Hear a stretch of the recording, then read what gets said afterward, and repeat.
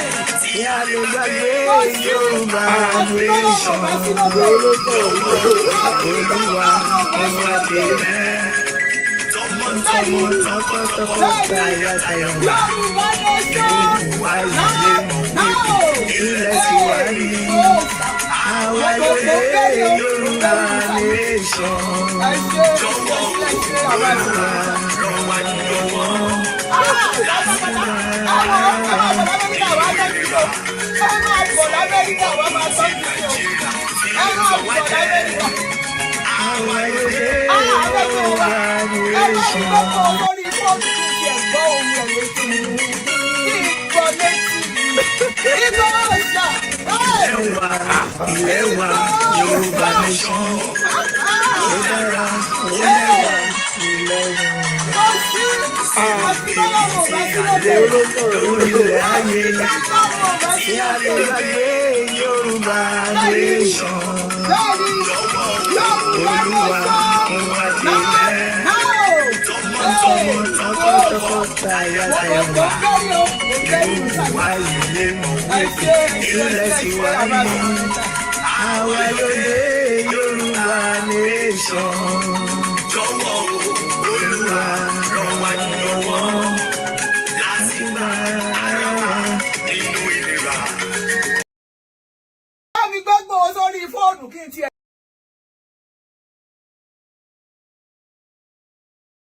To all my friends from ORILEEDE.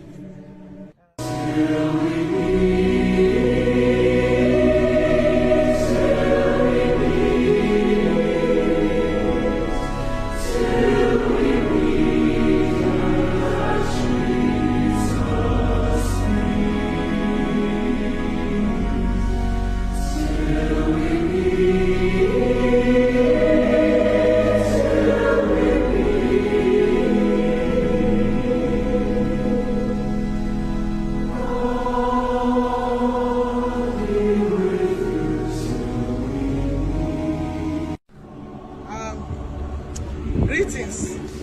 My name is Janet Fashakin. I'm the CEO of Joseph and Citadel LLC of USA. We bring people to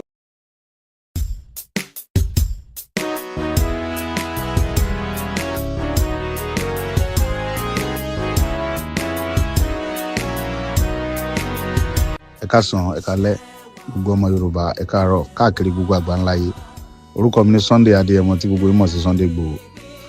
Mo fi àsìkò yìí mo fi kí gbogbo ọmọ Yorùbá kú aráfẹ́ra kú tí mọmọ wa Janet Fashakin. Ọlọ́run á foríjì wọn, á pàṣìṣe wọn rẹ́. Mo fẹ́ kí gbogbo ọmọ Yorùbá ká mọ̀ kíníkan yìí pé tí àsìkò ikú ẹ̀dá bá tó, òun lẹ̀dá máa ń kú. K'Ọlọ́run jẹ́ kí ọdún jìnnà síra wọn. Ìyá wa Janet Fashakin ìyá dáadáa ni, ó dẹ̀ ṣe gudu méjì ya mẹ́fà lórí ọ̀rọ̀ Yorùbá ní sẹ́pà, pàápàá jùlọ lórí ọ̀rọ̀ tèmi, mi ò mọ̀ tẹlòmíì. Mo á fi àsìkò yìí mo fi ń bẹ Ọlọ́run fún k'Ọlọ́run bá tó láyé tó lọ́run kó pa àṣìṣe wọn rẹ́, kó dẹ̀ dárí gbogbo ẹ̀ṣẹ̀ wọn jì wọ́n, kí ọmọ fi ìyà jẹ àwọn ọmọ wọn tí ń bẹ láyé, kó bá dáàbò bo gbogbo àwọn ọmọ wọn, kó dẹ̀ gbé àwọn ọmọ wọn sí ipò gíga lórílẹ̀-èdè Yorùbá. Ẹ ṣé mo dúpẹ́. Orúkọ mi ni Sunday Igboho. ẹ ṣé mo dúpẹ́, thank you. Lálá olùlọ́jọ́ kọkànlá oṣù kẹwàá ṣe fẹ́ gbọ́. Ọjọ́ tó ń sọjọ́ ìbí ọmọ aládìkún. Olóyè Sunday Májàsọ́lá Àdìsá ọmọ Adéyẹmọ aka Ìgbòho Òòṣà. Nípa bí gbogbo àwọn ọmọ ẹgbẹ́ ìfẹ́lọ́dún àpapọ̀ Yorùbá lágbàáyé lábẹ́ ààrẹ wa. Ọmọọba Adébáyọ̀ Fáládé ti gbàkejì ààrẹ. Ọmọ Kẹ́hìndé Ìgèàdùnbí Kentos kì í ṣe ìrọ́kẹ̀kẹ̀ ìgbáradì níbàámu pẹ̀lú ìfẹ́ àti ẹ̀mí ìforihàn. Wàgbékalẹ̀ àyẹ́sí ọjọ́ ìbí Ìgbòho fún tọdún yìí pẹ̀lú àkọlé Dinner with Ìgbòho. Bákan náà la ó mọ gba ọba ògbóni àgbáyé lálejò Tajudeen Ọlárẹ̀wájú Àjàlá àti bàbá Adésọjí Tàlàbí àwòrò ṣàṣà eégún mọ̀gájí nílùú London láti wá ṣe àyẹ́sí fún olóyè Ìgbòho lọ́jọ́ náà tí ó wáyé nínú gbọ̀ngàn ńlá ní London Kensington 179 to 199 Holland Park Avenue London W114UL United Kingdom bẹ̀rẹ̀ látago 7 ìrọ̀lẹ́ ẹlẹ́lẹ́dago 12 òru. Bákan náà láti ń kí wa kú ìmúrasílẹ̀ ìwọ́de làmìlaka tẹgbẹ̀lẹ́gbẹ̀ ènìyàn tí ó wáyé nílùú ọba 1 million rally in London lọ́jọ́ 12 oṣù kẹwàá ó jẹ́ ọjọ́ kejì dínà pẹ̀lú Ìgbòho léyìí tọ́láyọmí Kóìkì àti bàbá wa Gbẹ̀du ọmọ ṣàkóso ẹ̀ lú ọ̀kan ọ̀jọ̀kan àwọn àlàkalẹ̀ ìrọ̀rùn. Bàbá ṣe máa fi ọkọ̀ àjàgbé ńlá ní London route bus gbé àwọn àgbààgbà àti àwọn abarapá gbogbo láti BBC in Oxford Street títí tí ìwọ́de ó fi parí sí Paris Trafalgar Square tó bá wá di ọjọ́ 13 ọjọ́ kẹtàdínà pẹ̀lú Ìgbòho láwọn máa ṣàbẹ̀wò lọ sí ìlú Manchester gan. Fún ẹ̀kúnrẹ́rẹ́ àlàyé síwájú sí i tàbí láti dá sí ètò ìfọlọ́ntírìlì ẹ lè pè tàbí kẹ́ WhatsApp Ọláyọmí Kóìkì lórí +447 594 050 979 Kẹ́hìndé Ìgèàdùbí lórí +447 570 320 030 Ṣọlá kò gbọdọ̀ kú lórí +353 863 375 537. Bákan náà ní ẹ lè kàn sí Tóyìn Ọláoyè lórí +447 896 018 764. Lápapọ̀ ọmọ Yorùbá àgbáyé pátápátá YSDN pẹ̀lú Yorùbá World Media Home and Diaspora àti gbogbo ìkànnì mìíràn tó ń sọ̀rọ̀ sókè fún ìjàǹgbara ọmọ Yorùbá. Ní àwọn ẹgbẹ́ ìfẹ́lọ́dún àpapọ̀ ọmọ Yorùbá ṣe ń kí ọmọ aládìkún wípé ẹ kú ọdún ẹ kú ìyèdún a sì ń ṣàmọ́dún sẹ̀mí ìtayà tọmọ. Yorùbá World Media ló ń kéde lórúkọ gbogbo ọmọ Yorùbá pátápátá. Gbogbo ẹ̀yin ọmọ ọ̀dọ́ tá a jọ ń káàkiri ọ̀dọ́jọ́ ni wá ẹ má jẹ́ kí a fi àyè gba Fúlàní lórí ilẹ̀ àwọn bàbá wa ẹ má jẹ́ ká bú ọba mọ́ ẹ má jẹ́ ká bú jòyè mọ́ nígbà tá a la fẹ́ jà fún àwọn ọ̀rẹ́ wa táwa ń kọ́kọ́ ń bú ọba tá à ń bú jòyè èmi náà ṣe bẹ́ẹ̀ rí bọ́mọ pẹ́rẹ́ àmì padà ẹ má jẹ́ ká bú àgbààgbà kankan mọ́ ẹ má bolóṣèlú kankan ẹ̀rù kálukú ń bẹ̀rù wọn ò lè sọ̀rọ̀ ọba ò lè sọ ìjòyè lè sọ ẹ jẹ́ ká ronú ẹ má jẹ́ ká bá àwọn bàbá àjàmọ́ ẹ má jẹ́ bú wọn mọ́ ẹ má jẹ́ àṣẹ wọn àwọn ará pẹ̀lú wọn àwọn àtọ́ bá jó lóṣèlú tá a bá fẹ́ kọ́ wọn rẹ̀ wá lọ́wọ́ á gbé wọn mọ́ra á gbé wọn mọ́ra ni à ní bú wọn mọ́ ẹ má jẹ́ àṣejẹ̀gbọ́n ẹ má jẹ́ àdàlúrú a lè gba ẹ̀tọ́ wa láì ṣèjẹ̀gbọ́n a lè gba ẹ̀tọ́ wa láì yìnbọn a lè gba ẹ̀tọ́ wa láì dàlúrú gbogbo protest mo ṣe ní ìlú Nàìjíríà mi ò rí ibi tí mo ti ẹnìkan lè sọ pé mo pààyàn tàbí mo jó nǹkan náà tàbí mo bà nǹkan jẹ́ mo lọ písù torí pé olówó lèmi náà tí ò bá sólówó lára ń dì mọ́ gbogbo nǹkan tó lọ́n fún yẹn lọ́lọ́run fún mi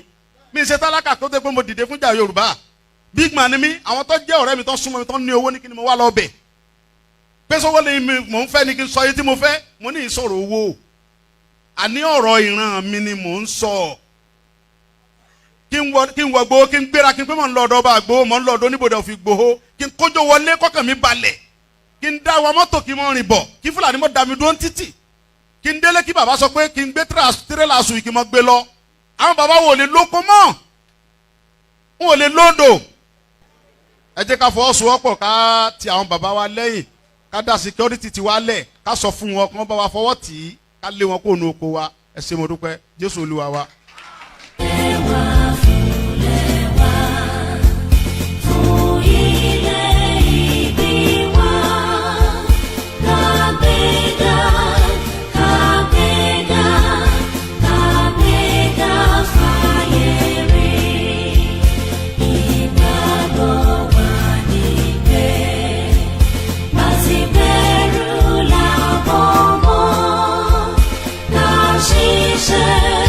Ká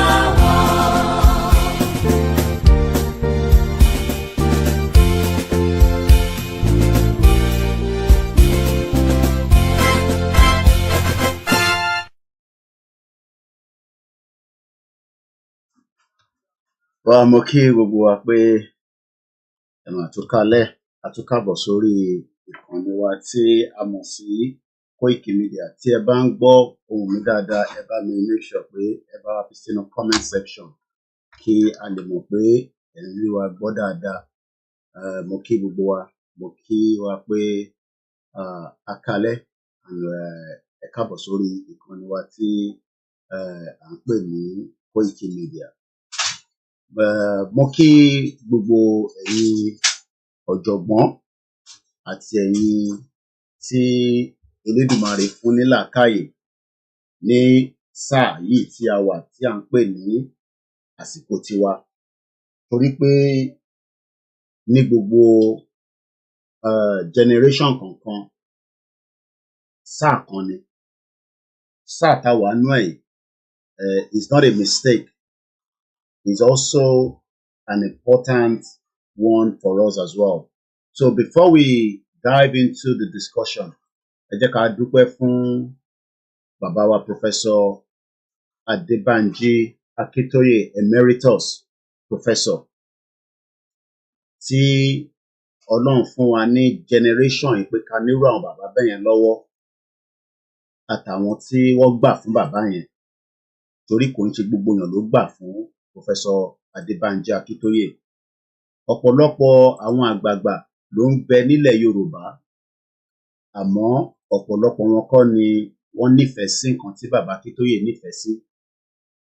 Lóòótọ́, ilẹ̀ Yorùbá ibi tí ó ní nǹkan tó pọ̀ nípa ọgbọ́n, òye, àmọ́ ọ̀pọ̀lọpọ̀ àwa máa worú àwa pé ó ṣe jẹ́rú ẹ̀yin lẹ máa pariwo ọ̀rọ̀ Yorùbá nation fún wa tí kò ń ṣe àwọn ẹlòmíì. Ọlọ́run fi wá sí ipò yẹn ni, àfi ká dẹ̀ dúpẹ́ fún tó fi wá síbẹ̀. Kò ń ṣe pé àwa náà ni a mọ̀ ọ́ ṣe, àmọ́ látara ipò tí Ọlọ́run fi wá sí ní sáà yìí.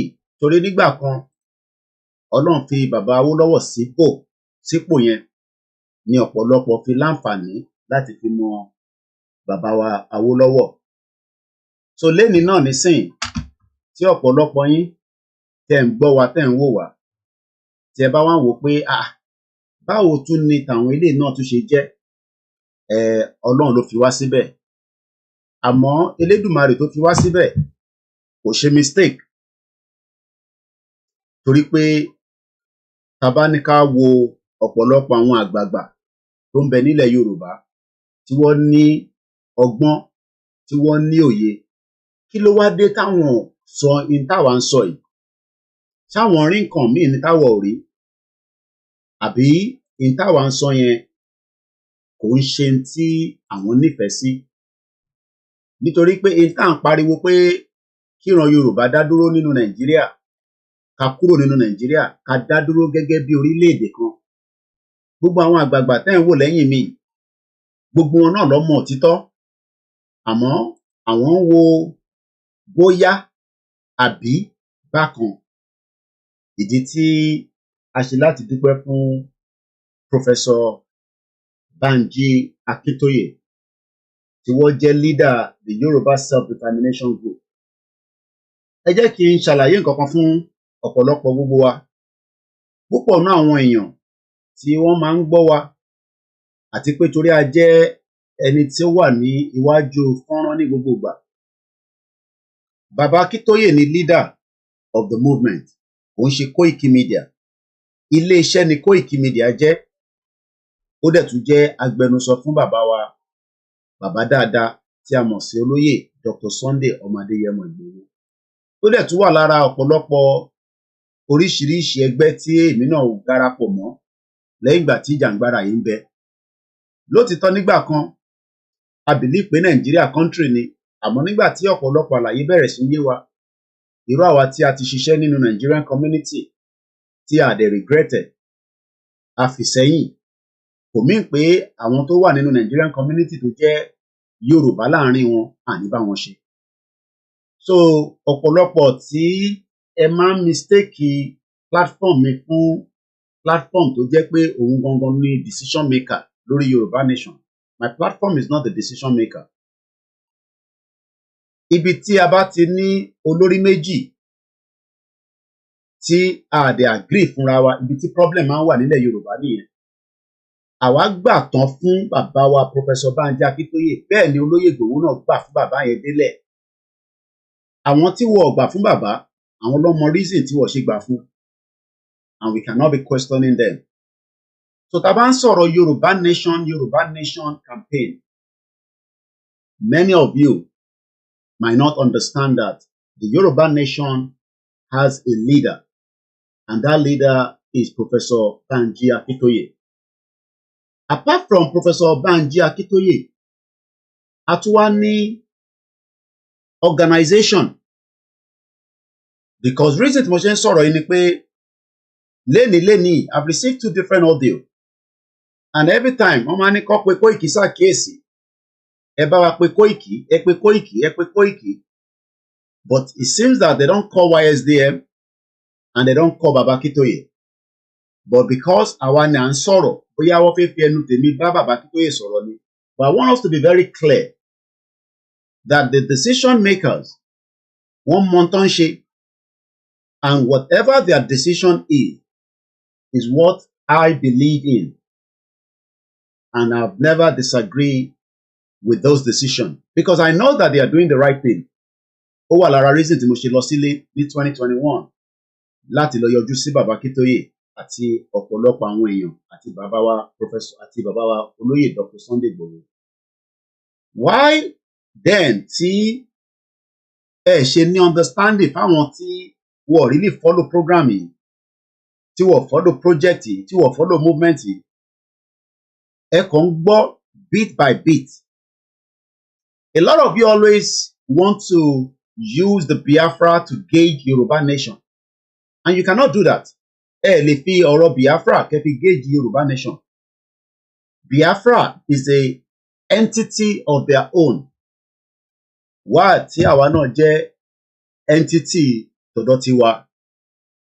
Biafra is a different set of people that believe in self-determination. The Yorubas also are one set of people that believe in the self-determination. So why not some of us tí a bá ń jáde tí à ń sọ pé Baba Akintoye or Koiki Media báyìí lẹ ṣe máa ṣe? No. Ẹ gbọ́dọ̀ jẹ́ kí Baba Akintoye àtàwọn tí wọ́n jẹ́ the committees of different level or take the charge, because we might not agree with everything they are doing, but we must accept that they are the leader and they are not stupid. One montonshi. Baba Akintoye have told us from the day one that if there is no crisis, leave the country. But don't expect him to say more than that. Crisis comes in different ways. But àkọ́kọ́ gbọ́dọ̀ ṣe ọ̀pọ̀lọpọ̀ àlàyé nípa Yoruba Nation. So when some of us just jump in conclusion that I need the action, yes, everybody needs action. Action kan là ń ṣe. Kódà, like I always say, the encouragement tí mo ní nínú ilé, mo ti fẹ́ sọ pé mo tẹ̀ ṣe program, ìyàwó mi ló tún yà, mo ṣe program lénìí ni, because ara òun ṣòkúta náà, mo ní mo sì máa ṣe, mo ní kí n má jẹ́ kó pẹ́, because people want to hear us all the time and they're looking forward to hear new things. And the only new thing ni pé ká kúrò ní Nigeria. We can continue to say that it's still a new thing because being part of this corrupt country will be anywhere. So let us understand that we have a body, and that body is going through a lot of changes. And those changes, we pray that they will do the needful within their capacity. Ojú tẹ́ fi ń wo Biafra, ẹ lè fi wo Yoruba Nation. Stage táwọn dé, ó yàtọ̀ sí stage táwa wà. Stage táwa wà, ó yàtọ̀ sí stage táwọn wà. It's two different stages. But we all believe in the right of the indigenous people, which is ká kúrò nínú Nigeria and have an independent country, which the politician doesn't want. So the YSDM, I gotta continue to encourage them so that they can pilot and guide this movement under the leadership of Professor Banji Akintoye. We have many groups underneath. We have different from Nigeria to Europe and Asia. Actually, different organizations. Some of them might not agree with the YSDM, and they are doing very well. But as long as tí gbogbo wa bá wà lórí pé kí Yorùbá kúrò nínú Nàìjíríà tó ń ṣàwọn tí wọ́n ní àwọn wá regional àwọn wá kinní kan tí Tinubu ò ní fún wọn anyway, they are wasting their time. And the politicians will not allow a restructure Nigeria. Irọ́ ni gbogbo wọn pa, jẹun ni, wọ́n fi ń jẹun ni. In tí gbogbo wa gbọ́dọ̀ dìmú nísìn nìkan ni pé ká kúrò nínú Nàìjíríà. That is the solution and nothing more. And there's so many different individuals that are working tirelessly to make sure that this day, tí Yoruba máa pull out of Nigeria would happen. How it's going to happen is what people wants to know. What people kule. A lot of people will come up and say, oh, ẹ lọ gba machinery to máa defend yín. I always say that when crisis happen, you don't even need a machinery. United Nations will bring their security to defend us when Nigerian government goes hot on us. Ìyẹn ti wáyé rí. It's not a new thing and it will still exist. Nígbà tí East Timor máa kúrò nínú country wọn tí Indonesia lò tán tí wọ́n jìyà. Australia ni ó súnmọ́ East Timor, and the Security Council put together the Australian team and they were there to protect the civilians. Tá bá bẹ̀rẹ̀ sí ń dá wàhálà sílẹ̀ tí Nigerian government bá bẹ̀rẹ̀ sí ń yìnbọn tán pa àwọn èèyàn, then the United Nations would have no other option than to start engaging the Nigerian government. But we'll engage the Nigerian government is because anything of such is not happening. All we are doing now is the creation of the awareness, the preparing of our people. That is of Yoruba ni ọ̀nà àbáyọ sí ọkàn tó ń jẹ́ Nigeria. So gbogbo ẹ̀yin tí ẹ máa ń bring these, ideas and all that is a good idea. But the first thing is, have you told somebody else tó mọ̀ nípa Yoruba nation? Abẹ́kan wọlé, ẹ jáde. Kò dẹ̀ ń ṣe gbogbo àwọn táwọn wo program ní kọ́lá ní. We need to engage many people. We need to engage many people on the ground. And we can only encourage àwọn ọmọ wa tó ń bẹ nílé that are working hard because it's not easy. Mo ń gbọ́ pé wọ́n ní wọ́n arrest àwọn ọmọ wa kan ní Òṣogbo. The news is just filtering out to me tonight.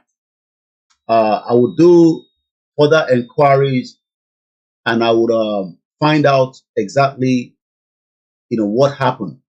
I know in the last couple of days that region or the state has been extremely hot. And, there's a lot of discussion behind the closed door. So I would do a follow-up to find out what has happened. And if I find any information, kò sẹ́ni kankan tí government Nigeria máa hold lórí self-determination. I can assure you that Tinubu fúnra rẹ̀ gan kò stupid. Ó dẹ̀ wà learned. He will not detain anybody tó ń ṣe Yoruba nation under self-determination rules of engagement. Eléyìí ò ń ṣe pé à ń dà lóru. Eléyìí ò ń ṣe pé a fẹ́ overthrow government. Àwọn ò ń ṣe protester. Anybody tó bá believe in self, tó ò bá ti fi jalè, tí wọ́n sọ pé ẹni tí a mú yìí o, olè ló lọ fi jà, òun la ṣe mú. They have no reason to hold you for asking for self-determination. So ìyẹn, I can assure us. So if you are one of those that are concerned, if you are one of those that are worried, because few people have been sending me, articles, but like I said, I will do further inquiries in that state to find out, 3 pro-Yoruba nation activists detained in Osun Market. Kò sẹ́ni kankan tó máa campaign tí ọlọ́pàá ní right láti detain. If they detain you, we will come and ask questions. Kí ni reason that you detain wọn? Wọ́n jáde, ṣé àwọn tó máa ń ṣe ìpolongo church, àwọn tó ń ta oògùn, à ń rí wọn lójú títì. We see them all the time. Àwọn tó ń ta wúróbo tó máa ní àwọn ní àgúnmu tó ń tà. We all see them when they come out and be asking, you to come and buy this. Àwa náà ń polongo ni. It's entirely up to anybody to buy. Whether you want to buy it or not, it's entirely up to you. O lè sọ pé ó rà, à ń tajà ni. Tó bá sọ pé o fẹ́ Yorùbá nation, ìyẹn ní ká kí ẹ mọ́lẹ̀ ká bẹ̀rẹ̀ sí nú ẹ̀. O believe in it ni. But we must continue to engage a lot of people. And that is exactly what has happened again today when our team came out to demand that the self-determination is an inalienable right. So ká kọ́kọ́ dúpẹ́ fún àwọn tí wọ́n jáde ní Ìbẹ̀jú Lẹ́kì. This is exactly what we have been telling àwọn tó wà nílé. Lóòótọ́ àwa máa ṣe program. Ẹ̀yin náà gbọ́dọ̀ máa engage. It's not a big rally we're asking for now. It's called door to door. Olóṣèlú náà ń ṣe door to door. Election bá fi dé, gbogbo àgbáyé ló ti ń ṣe yìí. America fi ṣe election is they're doing door to door. But ẹni wá wọnú ọjà pé ẹ̀ ń polongo Yorùbá nation.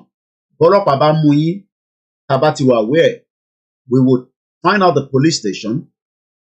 We will engage the DPO because Nigeria is still operating as a country. Nigeria is still a country as at today. It's a country that Yoruba people wants to pull out. It doesn't matter whether they agree with us or not. But anybody, anywhere within Yoruba land, Yoruba nation.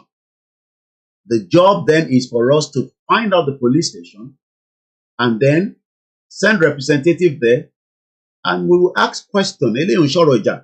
Kí ló dé tí àwọn ọmọ tó ń ṣe Yorùbá nation, kí ló dé tẹ́ ṣe mú wọn? Ṣé bá ìbọn lọ́wọ́ wọn ni? Ṣé wọ́n ń dà lúrú ni? Ṣé olè ni wọ́n ni? And all these questions will be asked. And since, the country is still operating, they will have to tell us, and we will then do the needful by requesting them to be released. Tó bá dẹ̀ pọ́ fẹ́ lọ sí court ni, a lọ sí court. Nigeria is still operating, we will go to the court. But one thing I can tell us, àwọn tó wà nílé ni pé, the fear ni wọ́n fi máa fi sí wa lọ́kàn. When people start saying, wọ́n ti mú yàn mẹ́ta, look, understandable, èèyàn mẹ́ta kọ́ ló wà nínú ilẹ̀ Yorùbá tó ń pariwo Yorùbá nation as of today. But in tó máa fi ṣe ni pé they also want to use that as a scapegoat. Pé bí a tó bá mú èèyàn mẹ́ta, èyí tó kù máa sá lọ, ní pariwo Yorùbá nation. I can assure you that that is not going to be tolerated under our leader, Professor Banji Akintoye, and also IGBOHO. And kò síbi tí ilẹ̀ Yorùbá délé ni tí ọlọ́pàá tó mú yín tó bá tẹ̀sí kọ́kọ́ gbọ́ pé àwọn ọmọ bàbá Akintoye àti IGBOHO ni wàá sì kọ́kọ́ fi ọ̀wọ̀ díẹ̀ kódà bó jẹ́ Haúsá ni kò ń ṣe pé mò ń dẹnu wàá sì fi ọ̀wọ̀ yẹn sí yín lára ìyẹn mi pé wọ́n lè má dìtẹ̀ ní but nígbà táwọn èèyàn tí wọ́n bá ti dìde sí ọ̀rọ̀ yẹn tó jẹ́ àwọn leaders wa you will be released. Wọ́n lè fi àjẹ yín lálẹ́ yẹn pé kẹsùn nínú station tí yàn mí ọmọ àjẹ yín and all that. Look, a movement will involve a lot of sacrifice. Àwa náà sacrifice là ń ṣe ní bíbá. Coming out on a daily basis and trying our best to explain what Yoruba nation is all about. Ìyàtọ̀ kan ní pé wọ́n lè arrest mi ní UK bí mo ń pariwo Yoruba nation. Wọ́n lè detain me for that. But in Nigeria, wọ́n lè detain yín, wọ́n lè arrest yín because wọ́n agree pẹ̀lú ẹ̀ ni. Àwa la ṣe máa wá sọ fún ọlọ́pàá pé ǹjẹ́ o mọ̀ pé ẹni tó ń pariwo Yorùbá nation yìí, ó ń pariwo kí ìwọ náà kí àbábà jẹ́ mọ́. Because a lot of them might not even understand the purpose of Yoruba nation.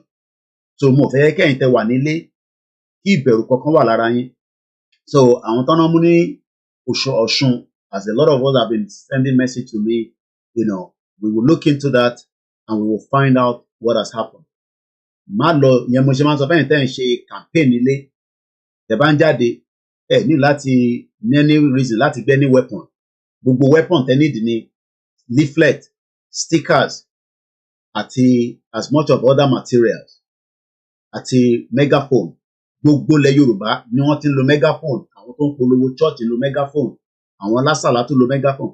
Ìtẹ́yìn ò tí understand ni pé it's because we are not doing a lot of these activities as it's meant to have done. Àwọn kan ní ẹbí àtòrí the movement have been compromised. The movement was never compromised. It was compromised because Tinubu is one person. Gbogbo organization tó ń bẹ nílẹ̀ Yorùbá ló ti intervene, ló ti bàjẹ́, ló ti tọwọ́ bọ̀. So the Yoruba nation that also kickstart under Baba Akintoye, Tinubu knew, the power of the voice of Baba Akintoye àti Olóyè Igboho. Ó mọ power àwọn méjèèjì. And all he needs to do was to intervene through the back door láti make sure pé wọ́n fẹ́ da ìrìn àjò yẹn rú. So Tinubu will not stop Yoruba nation campaigners nílé. Ọlọ́pàá lè máa fẹ́ dẹ́rù bà yín, wọ́n lè fi yín gbowó. Ẹ jẹ́ ká wá mọ̀. We will take it up, we will engage them, and I can assure you, kò sí ilẹ̀ Yorùbá lénìí tí a ní mọ DPO tó ń bẹ níbẹ̀ tí a máa bá sọ̀rọ̀. Even àwọn tí wọ́n ní issues lórí ilẹ̀ kan ní state kan tí a fi dárúkọ. I was on the phone with the DSS. Mo bá DSS sọ̀rọ̀, and they told me and they assured me that they're working towards protecting our people. And I can tell you that that case was escalated by the DSS, and that case went to further letting the police, because ọlọ́pàá fi ṣiṣẹ́, àwọn kan fi ṣiṣẹ́, àwọn kan fi ṣiṣẹ́. So that case now has been resolved to some extent. So ìyẹn la ṣe ń sọ pé bàbá fẹ́ ṣe gbàsígbòs tàbí bọ́ sórí M1, we must still continue to engage. Just like I was speaking to Comrade George Akinola, èmi àti wọn láǹfààní àti sọ̀rọ̀ at length lọ́sàn-án when he was telling me about an event tó ń bọ̀ ní Ilé-Ifẹ̀ ní next week Monday, and they want our media to engage in that event, which is I'm going to show us the flyer in a minute. So we will be there next week Monday, as that event will be held in Ile-Ife, and that event itself is called the Yoruba National Unity Day. So, and there's a lot of other things we discussed that is not for public consumption. So a lot of people are doing a lot of things, and everybody cannot be saying, oh, Biafra ti prepare, I will prepare. Maybe because ojú tẹ́ fi ń rí nìyẹn. And a lè máa jáde mo sọ fún movie kan là ń ṣe níbí báyìí. Ibi tó ti ń kọ script movie. Yes, wọ́n máa fún yín ní inside of what you should expect and what not to expect. So eléyìí ò ń ṣe movie là ń ṣe níbí báyìí. We're talking about a reality of events that is unfolding on a daily basis, and the engagement between us and the government of Tinubu will continue. Kò mí pé torí àwọn engage, àwọn kan rò pé bóyá tá bá ní wọ́n engage Tinubu, that means pé wọ́n ti compromise. Ẹlòmíì akọ ni wọ́n ti gbowó. Ẹlòmíì, people just, I don't want to use, foul, language against you. Ní làákàyè débi pé ẹlòmíì akọ accept pé wọ́n ti gbowó. Kílẹ̀ mí pé wọ́n ti gbowó. So, but it has always been like that because ilé ayé tó ti bàjẹ́, òun ló ṣe máa ń sọ pé anybody tó bá ti engage the government ó ti ń gbowó nìyẹn. No. Àfi kúrò ní country kan, we must engage. So let's quickly talk about this upcoming event that Koiki Media is also going to be. I've just been told about it today. Not that I haven't seen it, but since I didn't know who was and who is behind it, it's very difficult to just speak on anything. But I can tell you that George Akinola spoke to me, and he has actually briefed me about this event that is coming called the Yoruba National Unity Day. It's on Monday or September. Luma take up. There will be a lot of, it's going to be, the theme is external security and peace in Yoruba land. A day of peace, unity, music, dance, drama, food, and fashion. Ó máa happen ní Oduduwa Hall. Èyí náà wo irú àwọn kan tẹ́ ká máa sọ pé tá bá ti délẹ̀ lérí. These are the things that you should think about that will encourage us. Oduduwa Hall, in Ọ̀rànmíyàn Hall. Àwọn orúkọ ilẹ̀ Yorùbá, àwọn kan tó máa wúyàn lórí. Ó ṣe ká máa gbọ́ Nàìjíríà ọ̀fọ̀ kan nínú ilẹ̀ Yorùbá, àkínṣe Nàìjíríà. So Oduduwa Hall at Obafemi Awolowo University Ile-Ife ló ti máa ṣẹlẹ̀. It also says 138 years after the end of the Kiriji War. Baba Akintoye ti sọ̀rọ̀ lórí Kiriji War yẹn lọ́pọ̀lọpọ̀. Also, they're going to be telling us more about the 201 years after the Fulani invasion. Ẹnu ẹ̀ náà la ṣì wà nísìn. Ẹnu ẹ̀ òun náà la ṣì wà títí di wákàtí. So it's a terrible situation that we found ourselves as Yoruba people. And, you know, we have learned Yoruba people that probably doesn't even want to hear anything about Yoruba more. Yeah, lè má sọ pé torí àwọn kan ti ṣe wọ̀ ṣe dáadáa, àwọn kan ti ṣe kò jẹ́ kó lọ bó ṣe jẹ́ kó lọ. No, kí gbogbo wa ní a fẹ́ give up. No, we can't give up. We cannot afford to give up. We must fight this to the end. So now let's move out of that and come out and let's start with this. Lẹ́ẹ̀kan sí, I cannot appreciate enough èyí tí ẹ wà nílé. Mo sọ fún yín pé iṣẹ́ tẹ̀yin ṣe gan ó ju iṣẹ́ àwa ń ṣe lọ. Because ẹni tó wà nílé, mo bá General Trustina sọ̀rọ̀ ní Ondo State. You know, a lot of these individuals, you don't see them online.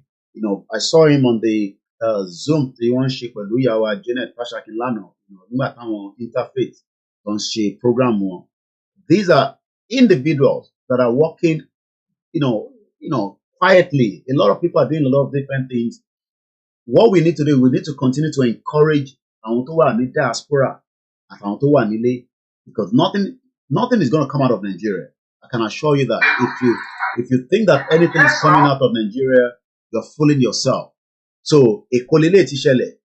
Nobody's going to arrest you in Lagos State for going to door to door. The list is that will call you and say, you know, kí ni nǹkan tẹ́ ń ṣe bẹ́ẹ̀ yẹn? Ẹ dẹ̀ ṣàlàyé fún wọn, ìtàn ṣe lélẹ̀. Ìtàn ṣe kò tí, you know, kò tí warranty any kind of arrest or anything. So I don't want anybody, you know, to give us the impression that, oh, tá bá ti lọ ń ṣe Yorùbá nation, wọ́n máa bẹ̀rẹ̀ sí kó gbogbo wọn máa arrest wa.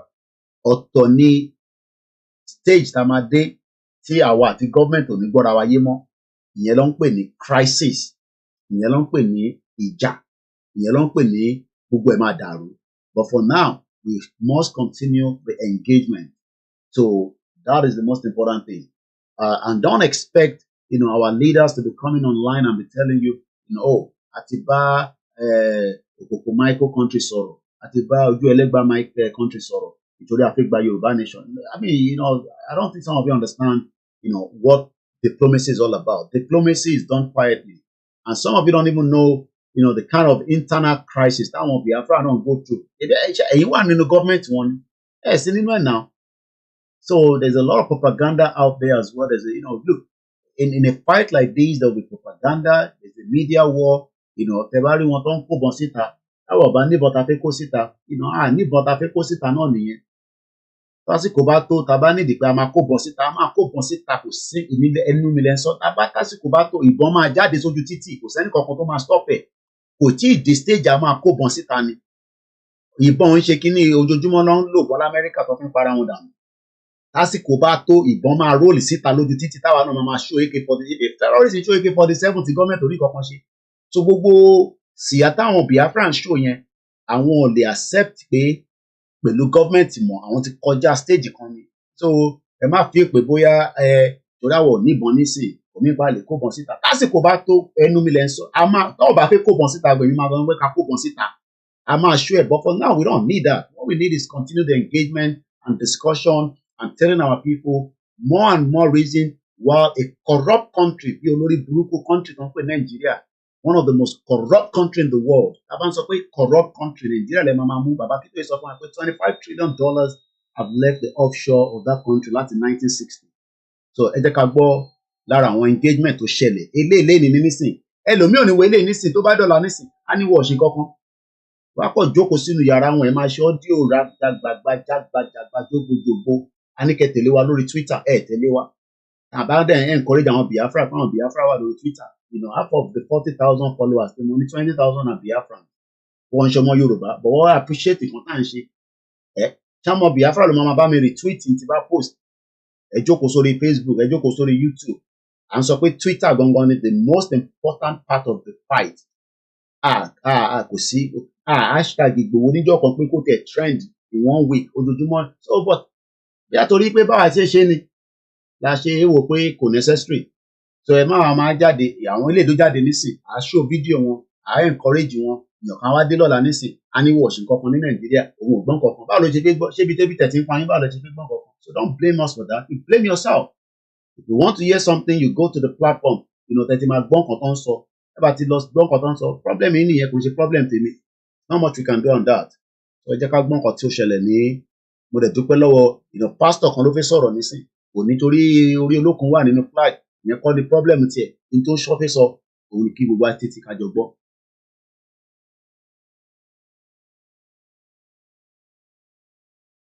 so nígbà tí nǹkan tẹ̀ ti ń wọ́ọ̀sì sí nísìnyí kí lè máa ṣe gbogbo kó olúkúkú gbọ́nà ilé ẹ̀ lọ.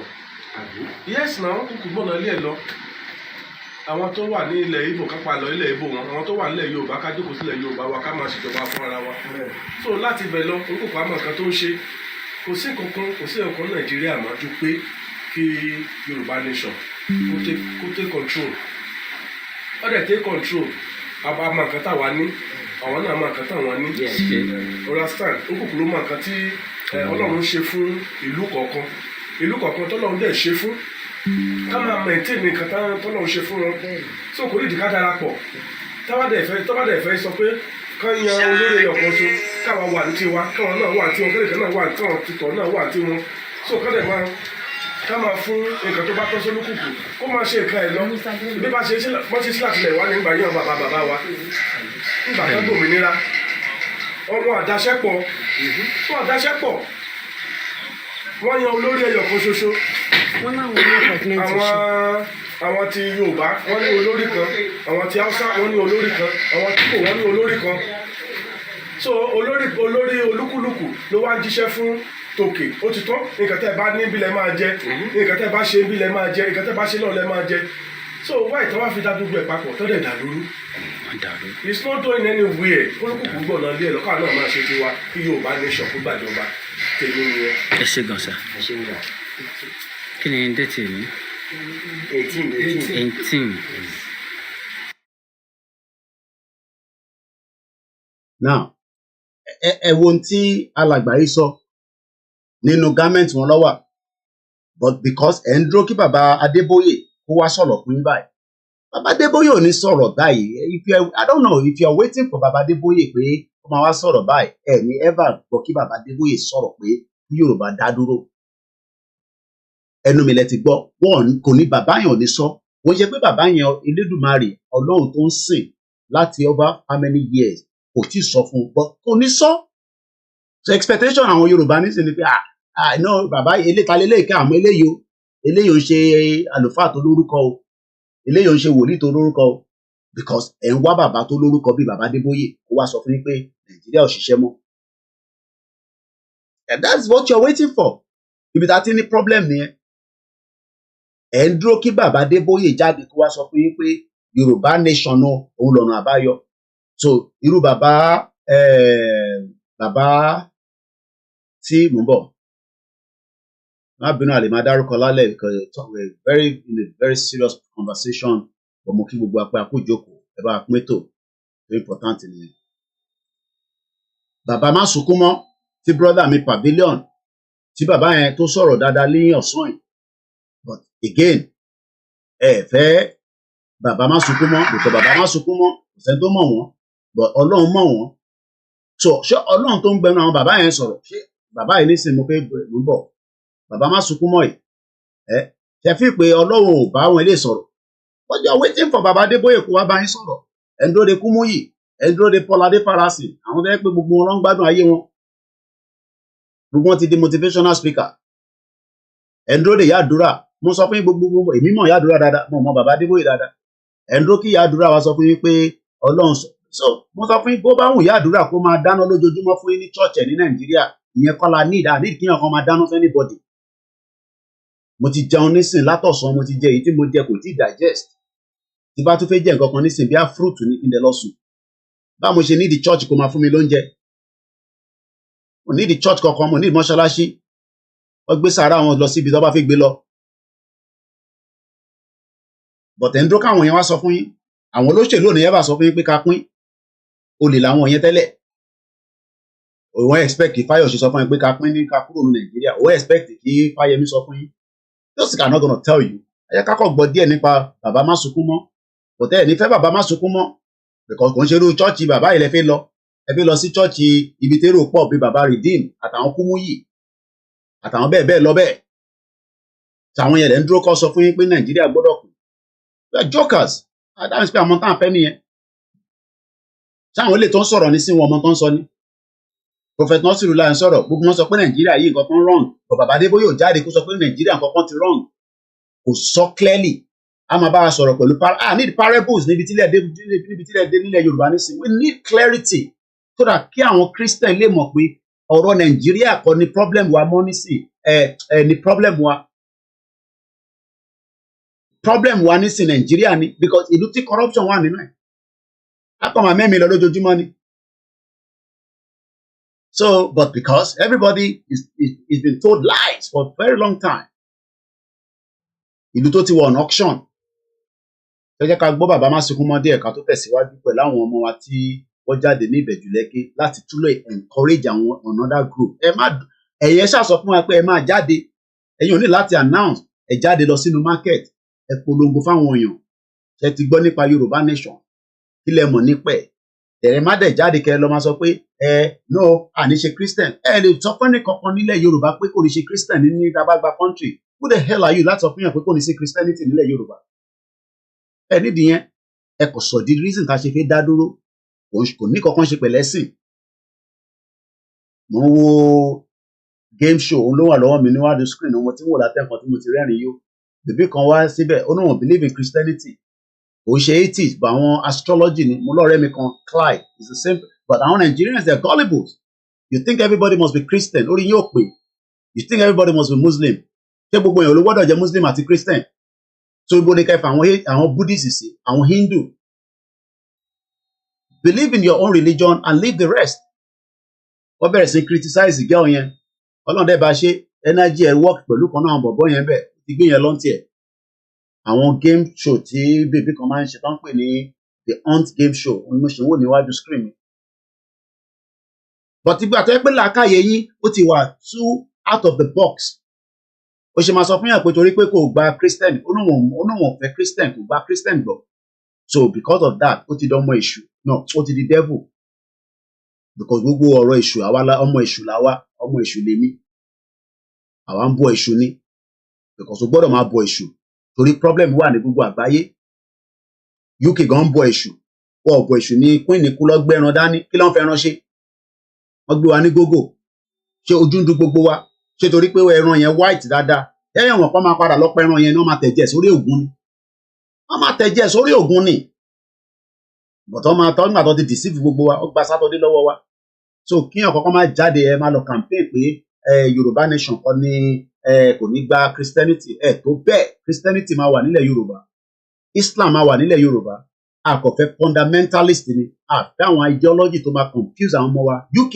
crack on lórí ẹ̀ gbogbo owó tí Saudi ń send wọ́n sí ìlú yìí UK make sure pé wọ́n find out pé irú owó wo ló ń send wá tó ní convert àwọn ọmọ wọn sí nǹkan míì irú yẹn làwa máa ṣe irú ìjọba táwa náà máa ṣe nìyẹn. Ẹ jẹ́ ká gbọ́ bàbá Máṣekúnmọ́dé ẹ̀ka tó tẹ̀síwájú mo kí Pavilion TV ẹ kú iṣẹ́ sà.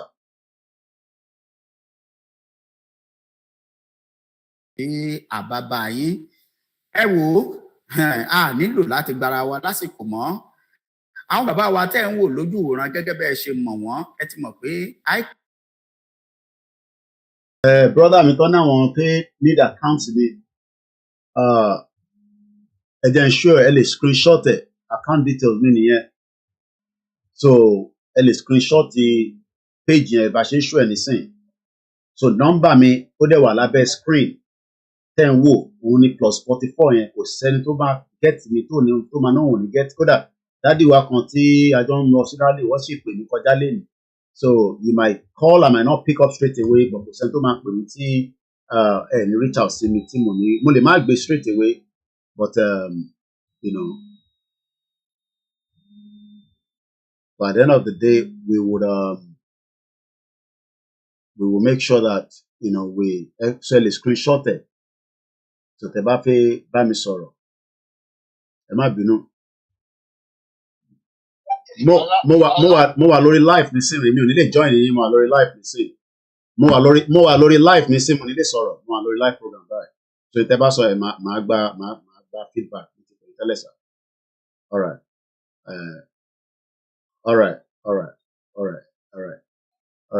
ẹ kò bá wa kí àwọn èèyàn wa Ọ̀túnba kọ́ lè mọ̀ pé ń ṣiṣẹ́ àti Prophet Ológun Olúwa our life ẹ̀kọ́ kí àwọn èèyàn wa because wọ́n ní YSDM òṣìṣẹ́ wọ́n ní gbogbo òṣìṣẹ́ òun náà là ń sọ fún àwọn èèyàn wa látàárọ̀ níbí báyìí nísìnyí ẹ̀kọ́ kí wọ́n briefly kẹ́ tó máa lọ. Akí gbogbo ọmọ Yorùbá lápapọ̀ tí gbogbo àtúntẹ̀ wà iṣẹ́ ibi tá à ń ṣe lọ́tún lóṣù ọ̀rọ̀ àwọn àfipáṣe ìwádìí púpọ̀ láti fi darapọ̀ mọ́ láti láǹfààní láti fi wà lórí ètò Koiki ìyàwó ṣe lẹ́ẹ̀kan sí àtúntò opportunity kí gbogbo àwọn Yorùbá gbé àgbo ara pẹ̀lú ìyàwó Dr. Prosperirty ọ̀rọ̀ pé wọ́n sọ́dọ̀ ní weekend tó kọjá lọ yìí àti ìwé ẹ̀kọ́ afẹ́ wọn pẹ̀lú ìwà afẹ́ wọn àti wọ́n fi ní àgbàdo tó kọjú wa ṣùgbọ́n pàtàkì jùlọ ó dùn wá pé bí wọ́n ṣe máa rí lélẹ̀ ọ̀tọ̀ náà wá ní sí ní àkúfà náà wọ́n á jìyàn sí wa àti gbogbo fámìlì everybody all members of the Yoruba community gbogbo diaspora wà nílé ní Ìjẹ̀ṣà Iléṣà ìgbèdè no wa ò ní pàdé nígbè wà báyìí ọ̀dọ̀ máa ń fún ọ̀dọ̀ tó bá kún ìjà wa ti ṣe tiwọn náà tí ọ̀dọ̀ náà máa bá wa sí ilé àdúgbò pé ọlọ́run ti ṣe láti máa fà àti gbogbo ìbálẹ̀ tó ṣe àjẹ́ nípa ọmọ nípa ìṣèwádìí àti gbogbo family cooperate with them the best confidence. Thank you so much. Màá gba update. Okay, Professor Ológunlówa àbẹ́ẹ̀ náà fẹ́ kí àwọn èèyàn wa briefly.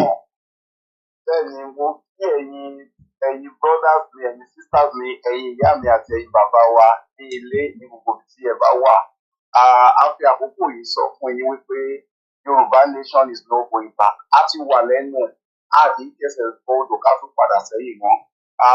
Àwọn YSDM ń ṣiṣẹ́ wà àwọn ní ká tún ṣèlú ẹ jẹ́ ká máa fi wọn ká dẹ̀ tún máa fàdúrà ká máa fi ràn lọ́wọ́ fún gbẹ́gbà tó yẹ pé àwọn náà ní umbrella body gbogbo wa. Lórúkọ àwọn ọ̀dọ́ gẹ́gẹ́ bí ẹ ti mọ̀ gẹ́gẹ́ bí olórí àwọn ọ̀dọ́ mo fi àkókò sọ fún wa wípé àwọn ọ̀dọ́ ń ṣiṣẹ́ a sì ń gbìyànjú a sì ń ṣe gbogbo àwọn nǹkan tó yẹ ká ṣe nínú ìjàgbara ní abẹ́ umbrella Yorùbá nation self-determination tí òun bàbá wa Professor Banji Akintoye kan sì jẹ́ adarí wa tí òun bàbá wa kan ṣe bá wa sọ̀rọ̀ tán sí ní bàbá wa Ọ̀túnba Ọlá tí àwọn náà jẹ́ vice tí òun comrade Ọláyọmí Koiki táwọn sì jẹ́ ìkan gbòógì nínú ìjàngbara ìsàlẹ̀ ìgbàlagbà wípé àṣeyìí bẹ́ẹ̀ lálákànṣe epo àṣeyìí náà ni gbogbo a máa ṣe gbogbo àtúntò àkókò yìí bẹ ẹ̀yin ọ̀dọ́ wípé gbogbo àwọn ètò tí àwọn ọ̀dọ́ là kalẹ̀ ẹ wà bẹ́ẹ̀ ẹ máa bọ̀ kẹ́ wá jẹ́ àǹfààní ẹ̀ ẹ tẹ̀lé fún àwọn èèyàn ṣe nǹkan kan à ń ṣiṣẹ́ àgbé ètò kalẹ̀ ètò ọ̀gbìn ó wà bẹ́ẹ̀ ẹni tó bá fẹ́ darapọ̀ mọ́ ètò ọ̀gbìn ó wà bẹ́ẹ̀ àwọn tó bá fẹ́ darapọ̀ máwọn tó máa ṣe drone ká máa tí ìmọ̀ fún drone ọ̀fẹ́ ló bá dẹ̀ san owó tẹ bá fi ṣe tán a tún máa fún yín ní drone a máa fi empower yín àwọn tó bá lọ fún ICT ti kọ̀ǹpútà ó wà bẹ́ẹ̀ ọ̀fẹ́ la máa kọ́ yín ní kọ̀ǹpútà tá a máa tún yín a tún máa fún yín ní kọ̀ǹpútà tẹ bá ṣe tán láti fi ṣiṣẹ́ gbogbo ètò ló wà lẹ̀ fáwọn ọ̀dọ́ ṣe ètò tí ẹ̀yáwó náà wà bẹ́ẹ̀ àti oríṣiríṣi táwọn ọ̀dọ́ ń ṣe lọ́wọ́ lábẹ́ àsíá YSDM tí gbogbo wa gbà ká fi mọ̀ ká sì dúró sí. Àdúgbò àkókò yìí kí òun gbọ́dọ̀ wa Ọláyọmí Koiki fún iṣẹ́ takuntakun tí wọ́n ṣe nínú Yorùbá nation. Lágbára Ọlọ́run Ọláyọmí Koiki ẹ̀ẹ́dùkúsọ́nà bí èyí ẹ̀ẹ́dùkúsọ́nà agbára Ọlọ́run àṣírí alákànṣe kò àṣírí máa ṣe. Ayé ti ń fẹ́ yín ẹ̀ẹ́dìdẹ́ta yóò fẹ́ mọ́. Bẹ́ẹ̀ ni àtúntò àkókò náà a tún fi kí lórúkọ on behalf of the youth and under the umbrella of the YSDM a tún fi kí àwọn ìdílé ohun ìyá wa Barrister Janet Fashakin wípé kí Ọlọ́run kó lè rere fún wọn wájú tán kó sí kó má bàjẹ́ ẹ̀yìn tó fi sílẹ̀ kó má bàjẹ́ on behalf of the Yorùbá nation youth lágbára Ọlọ́run ẹ ṣé gan ni o ẹ̀yin èèyàn wa nílé ẹ jọ̀ọ́ láìpẹ́ láì jìnnà a máa gbọ́ ìró ayọ̀ nítorí ọ̀sẹ̀ yóò fún Agbára Ọlọ́run. Thank you so much. Mama Bye, sorry later. Thanks so much for this contribution. It goes a long way. All right. The meeting is still ongoing. So, but I'll join because I have to go live. So when people think that people are not working behind the curtain, they're working tirelessly. It's not easy. Meeting tó ti ṣẹlẹ̀ lẹ́nìí, àwọn YSDM Europe, gbogbo ẹ̀tẹ̀ bá ní organization tẹ wà ní Europe, ẹ get in touch pẹ̀lú wa. Ẹ lè sọ pé kẹ́yìn máa ṣe, àwọn oníkó máa ṣe. We must all participate. We must all engage. Káwọn kan máa lọ ṣe, àwọn olóò máa ṣe. Gbogbo àná lájọ máa ṣe. Everybody. Tó bá jẹ́ pé mi náà fẹ́ máa jókòó kí n máa wo game show, máa wo game show yẹn náà. Màmá dẹ́rìn para mi nínú ilé, but we have a work to do. Ìyàwó mi gan wà surprised mo ṣe program ni. Because ó mọ̀ pé that is part of who we are now. A gbọ́dọ̀ bá àwọn èèyàn sọ̀rọ̀, a gbọ́dọ̀ ṣe Yorùbá nation. Nínú ẹ̀ nísìnyí mo tún rí ọ̀tọ̀ lẹ́ni tó pè ní bíbà. Mo rò pé ẹni tó ń pè ní bíbà náà ló fẹ́ pè ní bíbà. Because bàbá yẹn I'm sure pé ó mọ̀ pé mo ṣe program, bó ń ṣe máa ń disturb mi. Mo wá rí pé àwọn YSDM ni wọ́n ṣe meeting. Ìpàdé ẹ̀ dẹ̀ dá lórí event a fẹ́ ṣe l'October. Because mo ní idea nǹkan tó ń discuss. Ṣé má máa sọ fún wa pé èèyàn kankan ṣiṣẹ́? Everybody is working. Role tẹ́yìn bá fẹ́ play ní kẹ́ máa play. Just to encourage more people. Because àwọn èèyàn wa ní ìgbà tó bá ti bẹ̀rẹ̀ sí pín kúlíkúlí, pín ẹ̀pà, pín bọ́ọ̀lì, pín rice. They will forget about Yoruba nation. Tinubu dẹ̀ mọ tactics. Òun lówó lọ́wọ́, àwọn ò lówó Tinubu lọ́wọ́. We don't have the kind of money that Tinubu has. Inú Lagos ẹ̀ ló ti fi jí owó. Gbogbo èèyàn wọ́n yẹn iṣẹ́ wo ló ń ṣe tẹ́lẹ̀? Èlò ni salary ẹ̀. Nígbà tó bá ti di politician tó di governor tó di senator tó di house of rep ibẹ̀ ló ti ń kówó jẹ corruption. But let's continue. So mo kí bàbá wa má sunkún mọ́, mo kí ẹ̀yin èèyàn wa lẹ́ẹ̀kan sí ẹ káàbọ̀ sórí ìkànnì wa wọ́n pè ní Koiki Media. So kọ́lọ̀n fọ́ nǹkan ìyàwó Janet Fashakin ikú tó dùn yàn ni, but there's nothing we can do, we have to move on. Now ẹ jẹ́ ká gbọ́ bàbá má sunkún mọ́ kákọ̀ gbọ́ díẹ̀, but expect kí irú bàbá Adébóyè jókòó báyìí kó máa kó. Ṣé bàbá Adébóyè lè fún wa ní irú interview báyìí? Lákọ̀ọ́kọ́ máa ní the protocol ká tó rí bàbá ká tó rí kinní kan. Kò jẹ́ kó rí bẹ́ẹ̀ náà. Irú time ilé ẹ̀ kí bàbá Adébóyè máa connect pẹ̀lú gbogbo wa báyìí tá à ń ṣe Yorùbá nation kọ́ máa bá wa sọ̀rọ̀ lórí gbogbo platform. But he doesn't want to do that. Àwọn wá special jù bẹ́ẹ̀ lọ ni. Wọ́n jẹ́ pé à ń bring one down. Ṣé bàbá Adébóyè wá special ju bàbá yìí lọ ni? Ṣé bàbá Adébóyè special ju bàbá Másùkó lọ ni? Àbí bàbá Adébóyè special ju bàbá Nasiru Lai lọ ni? Láì ká tọrọ fúnra wa náà. And the same thing pẹ̀lú àwọn bàbá àwọn tó jẹ́ Muslim náà. À ń sọ̀rọ̀ nǹkan tó ń dúnlẹ̀ Yorùbá. Ẹ máa bá wa sọ̀rọ̀ Jésù. Sọ̀rọ̀ Jésù nìkan la nídìí nísìnyí. A nídìí nǹkan tó ń ṣẹlẹ̀ nílẹ̀ Yorùbá. Eléyìí nísìnyí mo ń bọ̀ lọ́dọ̀ bàbá Másùkó mọ́. This is another prophet lọ́dọ̀ àwọn ti Biafra lélẹ̀. Mo máa ń follow bàbá yìí náà Prosperirty TV. Factual ni fact ni kò sí ọ̀rọ̀ tó ń jẹ́ Nàìjíríà mọ́. Àwọn lè máa ń sọ̀rọ̀ délẹ̀ ni. Ẹ jẹ́ ká advert yẹn lọ. Ẹ̀gbọ́n kan tí bàbá yìí náà sọ nísìnyí mo ń bọ̀. Ẹ̀gbọ́n kan advert ẹ̀gbọ́n headline yẹn. I see danger ahead, major prophet. Mo lè máa follow bàbá yìí. Bí a ṣe ń follow bàbá má sunkún mọ́, à ń follow prophet Nasiru Lai, prophet Adébáyọ̀, prophet Tibetan, prophet Mayowa. Ṣá àwọn èèyàn mọ́ tó ń sọ ni. But ọmọ Yorùbá ń dúró kí bàbá Adébóyè wá kó wá bá yín sọ̀rọ̀. Lórí bàbá yẹn máa ti bá yín sọ̀rọ̀. Bàbá yẹn ò ní time to fi bá anybody sọ̀rọ̀ anything. Òun lè léyìn nísì. These are prophets. Kí ló dé tí bàbá Adébóyè náà lè máa ṣe program báyìí ní sáà yìí ní wákàtí láti máa ṣí wa létí pé a ti wà nínú danger. Àsí nínú danger ni economy rí bó ṣe rí yẹn at 33%. Ìgbà ọ̀lẹ́ ti fẹ́ survive àwọn gan wà ní 2.something%. À ń rọra ní bíbá. Bíìlì lọ kó wá rẹpẹtẹ ìmísìn. A máa san owó ilé, a máa san gas, a máa san electricity. A máa ẹrù pọ̀fẹ́ ní UK ni. À ń sọ nǹkan tó ń dùn wá lọ́kàn. Àwọn bàbá yàn jáde ẹ jẹ́ ká gbọ́n kan tí eléyìí náà sọ nísìn kẹ́ lè rí understanding kan tí mò ń sọ pé ṣé bàbá Adébóyè wá special ni tí wọ́n lè máa jáde láti bá a sọ̀rọ̀ báyìí dáhùn eléyìí ṣe ń sọ̀rọ̀. Ṣé àwọn eléyìí náà connect pẹ̀lú Ọlọ́run ni. Mo ń bọ̀ ẹ jẹ́ ká lọ gbọ́ díẹ̀. To begin to show me some deep things in the realm of the spirit. Sometimes I look at it and I conceal it for myself and then leave it for myself and then try to find a way to begin to pray about it. But the Lord said, you must always say it.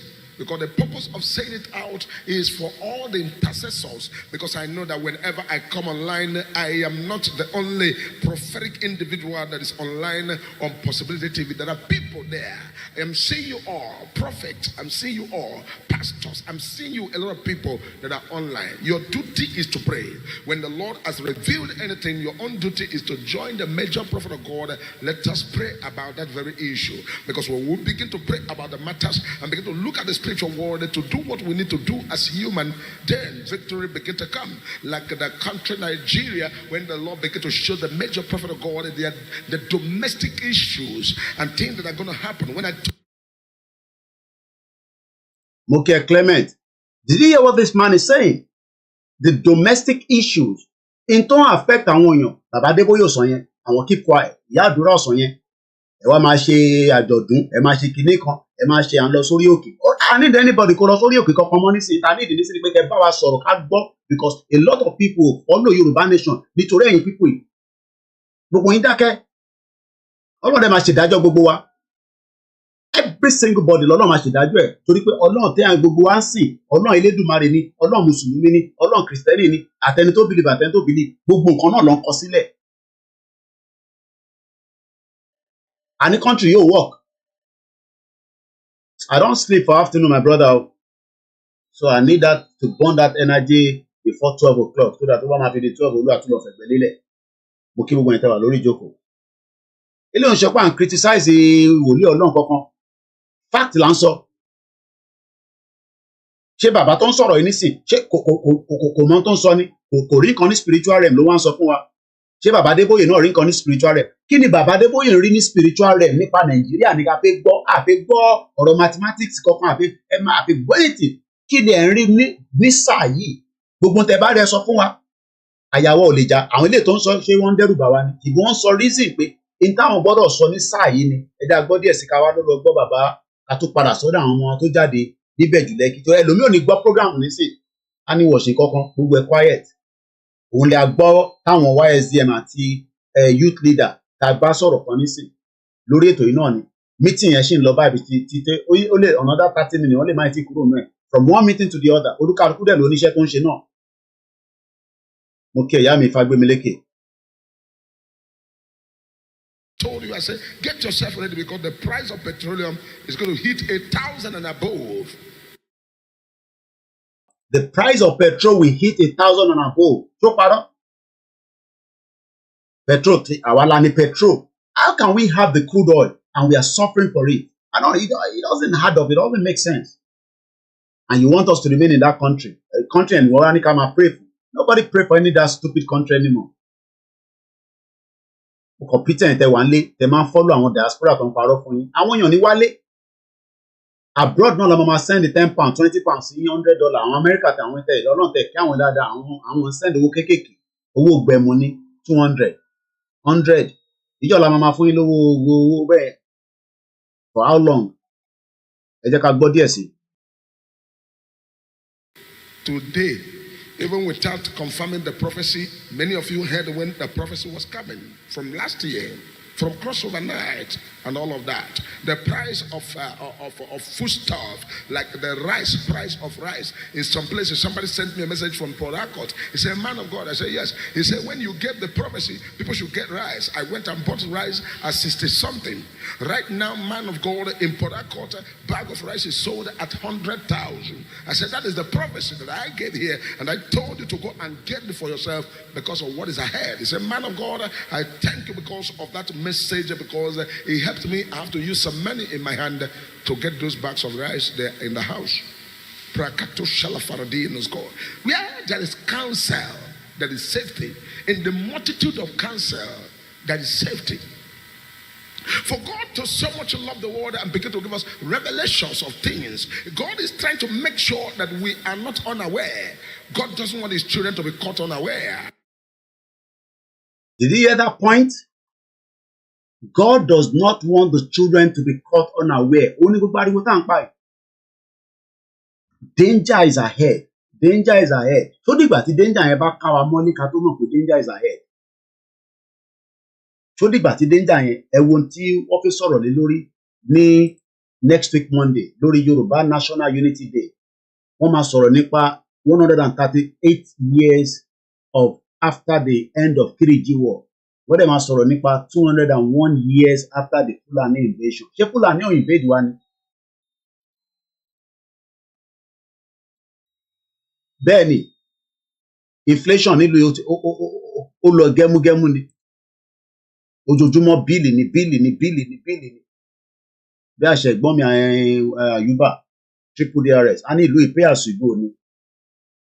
Inú pay as you go yẹn náà a tún máa squeeze send owó sílé because àfi jẹ́ káwọn èèyàn wa kọ́ sọ́fà ọ̀yàn mélòó la rí pé máa fún lówó we need a mò ń wo ìyàwó òòṣà ńlá fídíò tó ṣe màá wò tá a bá lè lò mọ́rí tí àbí èmi ti wo fídíò yẹn lóòótọ́ a sì ń sanwó kéékèèké owó nílùú ẹ̀kọ́ èmi ò rẹ́ bá sanwó school but à ń sanwó bàtà sanwó aṣọ sanwó uniform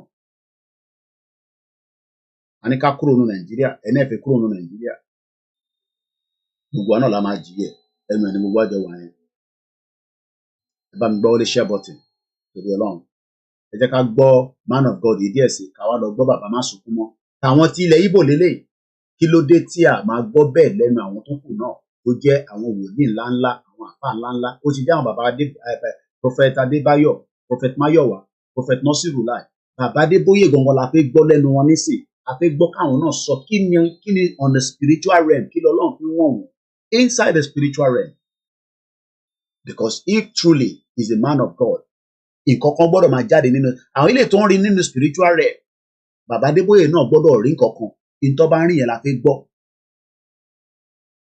kí nǹkan tó bá jẹ́ àyà wa ti kí nísìn kò sí bẹ̀rù kankan mọ́ ó ń bọ̀ ó ti dé báyìí nísìn ẹ̀dẹ̀ ni pé kò tí ì dé whereas Professor Wọlé Ṣóyínká ó ní we all kept quiet wàhálà ìtì ó ti dẹnu ọ̀nà báyìí nísìnyí what are we going to do ẹ̀jẹ̀ àgbọn tí bàbá yẹn sọ níbi. So what do they expect of us now that this war is on our doorstep? Of course.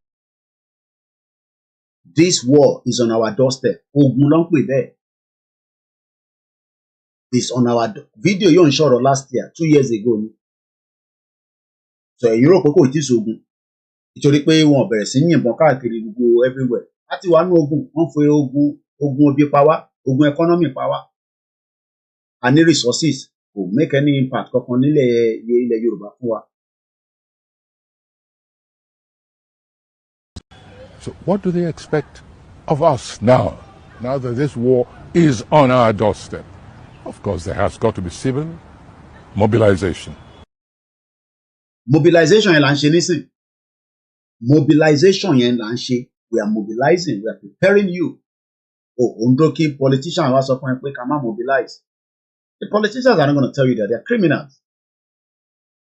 Gbogbo wọn pátá, ìsẹ́ni kankan tó clean nínú wọn. They are blood-sucking bastard olùṣì látòkè délẹ̀ ní gbogbo wọn. Ogun àwa nínú ogun ẹ̀yin sọ pé àsì nínú ogun.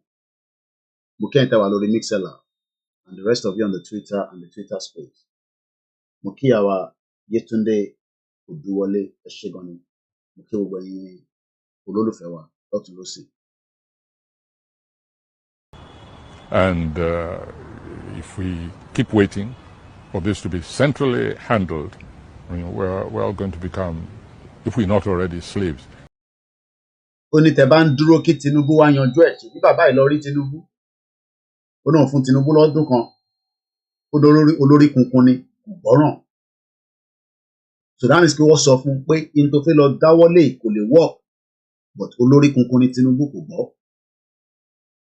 Ó wá fi máa deceive àwa máa deceive gbogbo wa. Ta ló máa wá jókòó tì yẹn? So àwa máa jókòó tì yẹn. Àjókòó tiraka tí à Tinubu tí a dẹ̀ mọ̀ pé irọ́ ló ń pa fún wa. Àbẹ́yìn mọ̀ pé irọ́ ni. Irọ́ ló ń pa náà. Kò sí nǹkan kan tó fi come out of this government. Irọ́ ló wà níbẹ̀. So what we should be telling Tinubu now is to divide Nigeria. Gbogbo any other thing tó bá wà lọ́kàn ẹ̀. Gbogbo àwọn bàbá tó lọ bá yìí nísìn.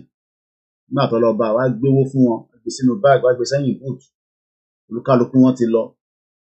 Ìwọ ń sọ́fà. Èmi sọ́fà. a ní ká pè wọ́n ká bá wọn sọ̀rọ̀ ká bá wọn sọ̀rọ̀ bọ́mọlúàbí gbogbo àwọn ọba èyí náà wo palace ọba bó ṣe rí kò sí iná kò sí jẹ ìlú mi gan kò ní generator wọ́n bá ní generator gan ẹ̀rọ pòrà sínú ẹ̀mú so ìyẹn la ṣe ń sọ fúnra wa pé it is time now that we get the hell out of this country so jẹ́ ká gbọ́ díẹ̀ nípa prophet ká wá lọ sí ọ̀dọ̀ bàbá má sunkún mọ́ ká tó continue lórí Ìbẹ̀jú Lẹ́kì program yóò ní ju 2 hours lọ mo dẹ̀ ti ṣe 1 hour already. Because everything that is going to happen under the sun, God is aware of them all. Oh, glory to this God. God is aware of them all. All that will happen under the sun, all that will happen in the universe, whatever is going to be anywhere, any place, God is aware of them. And this is why I told Nigeria some few weeks ago they should pray and they should work hard about what I am seeing like a flood, like erosion, but this is a flood that will come like a joke and begin to sweep people out of their house. I told Nigeria to do something about that, and they thought it was a joke until the flood came. And right now they thought they have already arrested. But in the realm of the spirit, I am seeing what's called another dangerous flood that is going to make a lot of people to pack out of their state. Now, in Tonson, I read it in an article that the government is concerned with Cameroon ma open a dam. Let's look at the flood. Cameroon ma open a dam to ma affect Nigeria. So 11 states has now been warned. Only missing. Koda BBC, people like BBC pidgin lele. We don't know what's on here. State where Nigerian government placed on flood alert as Cameroon released water from Lagodo Dam. Ejekaloka pidgin. Koda AFP gbe. Inti AFP no ba gbe. Confirm. So let's read this as well. So what on sọ pé bàbá yo mo tún sọ iná bàbá ele tó ní flood ń bọ̀ ṣé bàbá Débóyè náà ó rí gbogbo eléyìí. So let's read a little bit about this. Nigeria warns of possible flooding as Cameroon releases water from dam. Abuja, Nigeria, AP. Nigerian government warned of possible flooding in 11 states. More states tó jẹ́ báyìí. Mo kí ẹ Juliet, kẹ́kẹ́ Kuz, mo kí ẹ káàbọ̀ sórí ètò. Ẹ bá gbọ́ wọlé share button. Ẹ má bẹ̀rù láti share program yìí sórí platform yìí. It is important that you share and invite others. Mo kí Mr. Emmanuel Ayodeji, mo kí ẹ Sadiq. I should need the support yín lọ́pọ̀lọpọ̀. Mo kí ẹ Fagbemileke. Yorùbá ní problem gan. They are so confused sheep and wiser than a lot of them. Bẹ́ẹ̀ni, confused sheep. Ọ̀bani Jésù mo kí yín. Mo kí ẹ̀gbọ́n mi ní gbogbo Paris. Mo kí ìyá mi Ìyábọ̀ Olúbùnmi ẹ kú ọjọ́ mẹ́ta mà. The Nigeria Hydrological Agency said on Wednesday that water will be released from the Lagodo Dam gradually and could cause flooding, but there was no cause for alarm. Okay? Jerry nǹkan tí Eli gbé jáde nísìn, wọ́n ní ká donate. Jerry tó bá yẹ pé mi ní ẹ fún mi lówó nísìn ẹ máa complain. Ó ń ṣe gbogbo yín o. Torí mo dúpẹ́ lọ́wọ́ ẹ̀yin tẹ́ ń náwó. Ṣé gbogbo alárí nǹkan tó jáde lórí screen? Okay, tẹ̀ jáde náà mú lórí TV. Jerry nǹkan tó kọ síbẹ̀.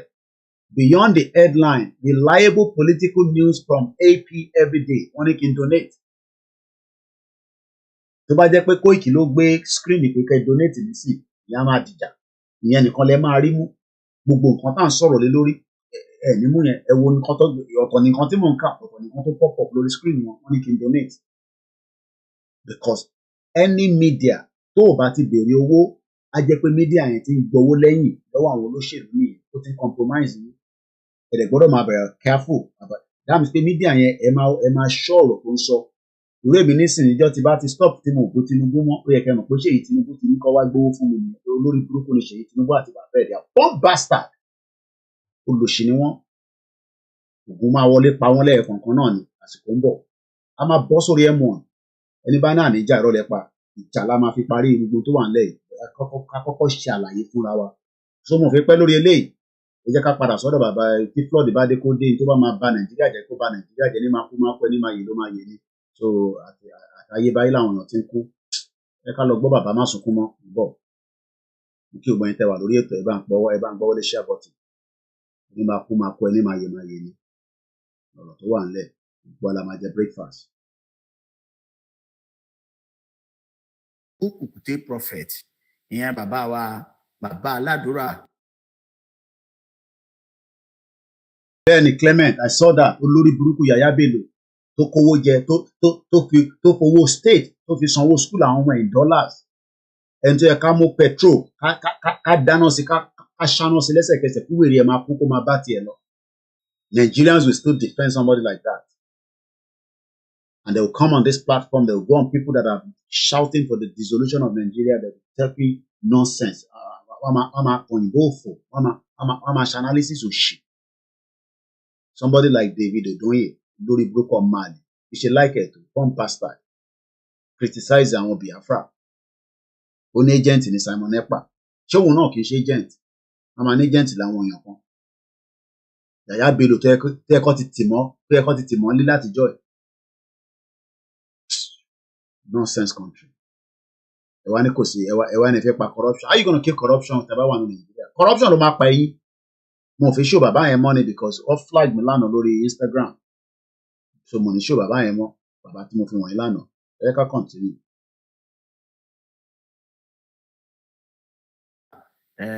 Ìtàrò B James tí gbogbo èèyàn mọ̀ sí bàbá máa sunkún mọ́.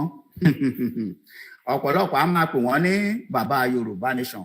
Bàbá la tún wá bá lónìí lórí ọ̀rọ̀ bí orílẹ̀-èdè Nàìjíríà. Kí ló dé tí bàbá Adébóyè ò fi yẹ ká máa pè wọ́n ní bàbá Yorùbá nation? What's he scared about? You see, these are the questions we should be asking. But ẹ bẹ́ẹ̀ ká béèrè àwọn pertinent important questions yìí. Ṣé ó máa reduce ẹni tó ń ṣe Christianity ni? Kò ní reduce kódà ó tún máa encourage ẹni tó fi ṣe Christian. Tí bàbá Adébóyè bá bẹ̀rẹ̀ sí ní gbóhùn sókè ní bàbá Yorùbá nation tó ṣe jẹ́ bàbá má sunkún mọ́ nìkan la máa pè ní bàbá Yorùbá nation kí ló dé tá a fi pé bàbá Adébóyè náà bẹ̀rẹ̀ kí ni bàbá Adébóyè ń sá fún kí làwọn ń sá fún ẹ má bínú wọn fẹ́ wọ bàtà sẹ́sẹ̀ mi ni ilẹ̀ ìfẹ́ pẹ́ lórí program so 2 hours náà ni so mo fi manage time yẹn dáadáa ẹ ká continue quickly.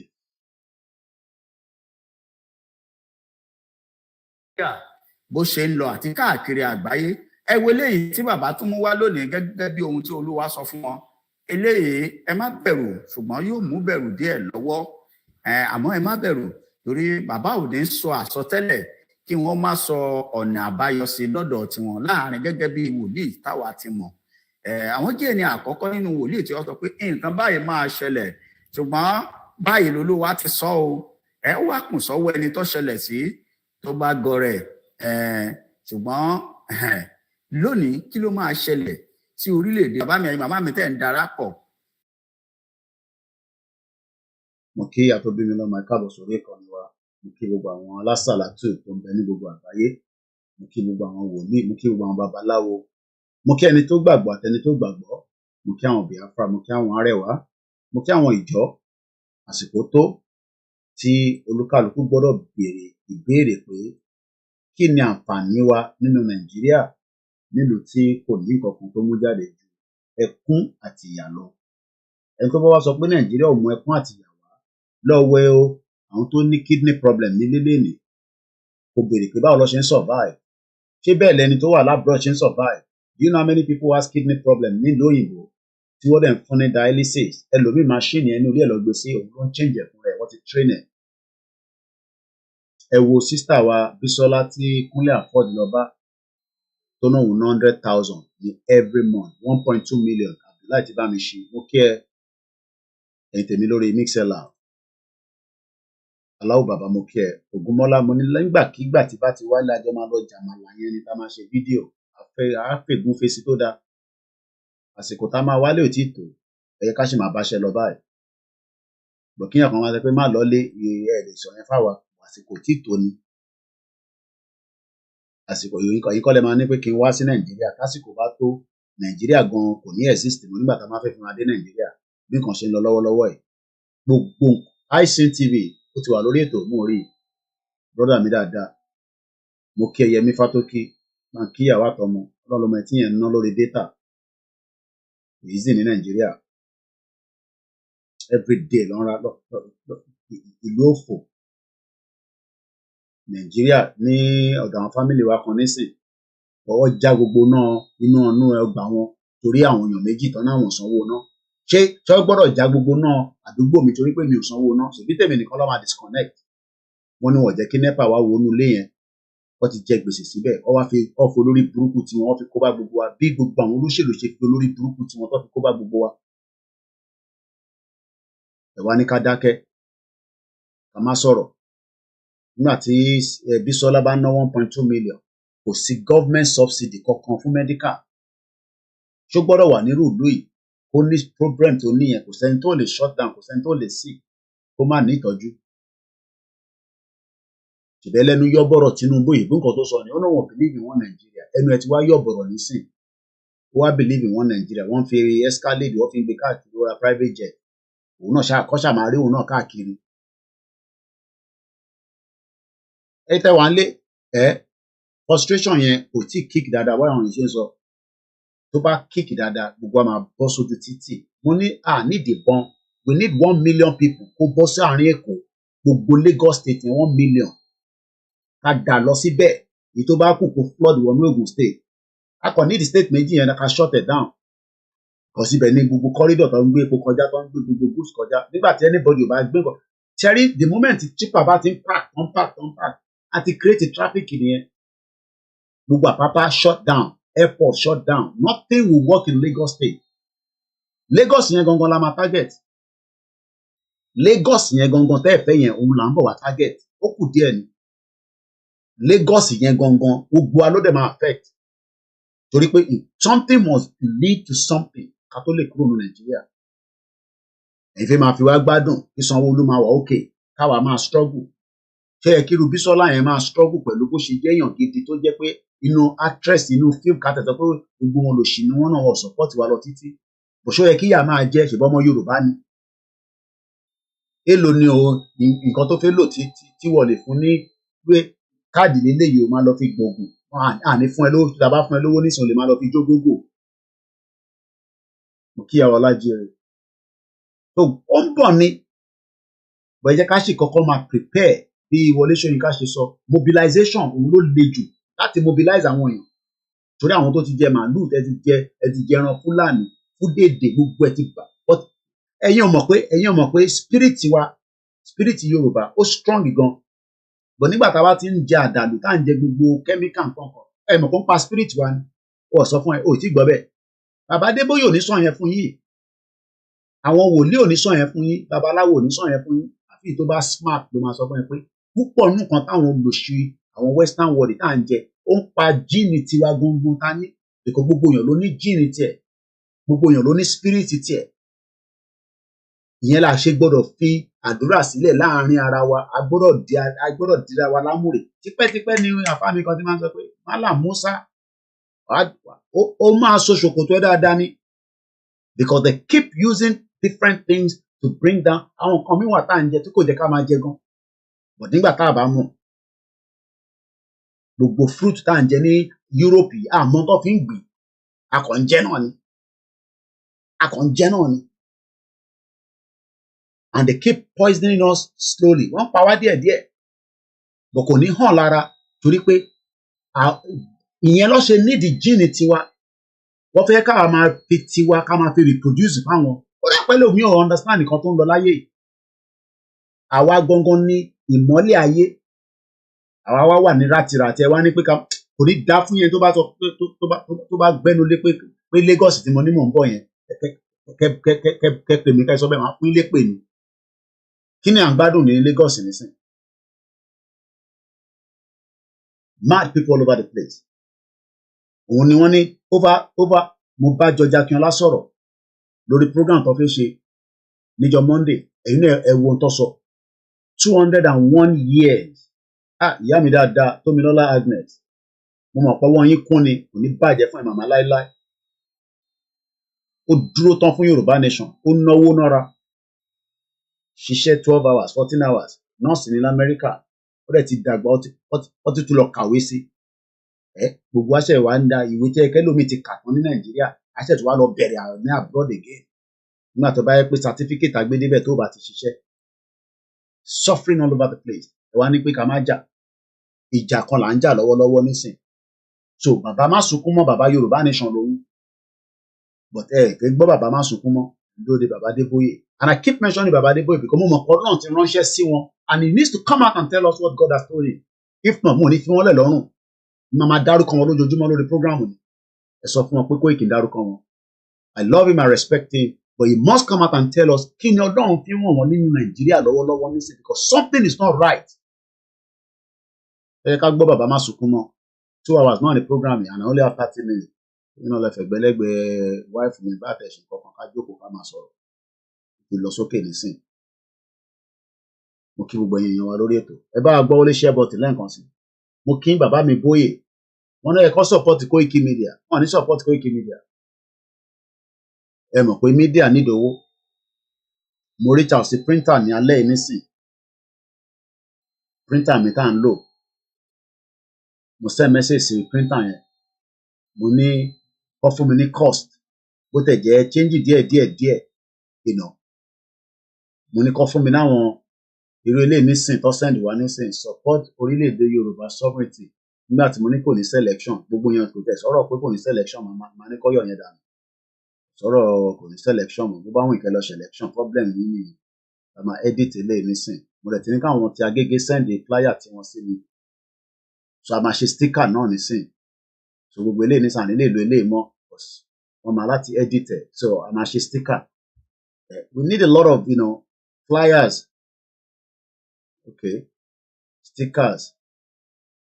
Flyers 15 naira per one. But you have to do a lot. Stickers 17 naira per one.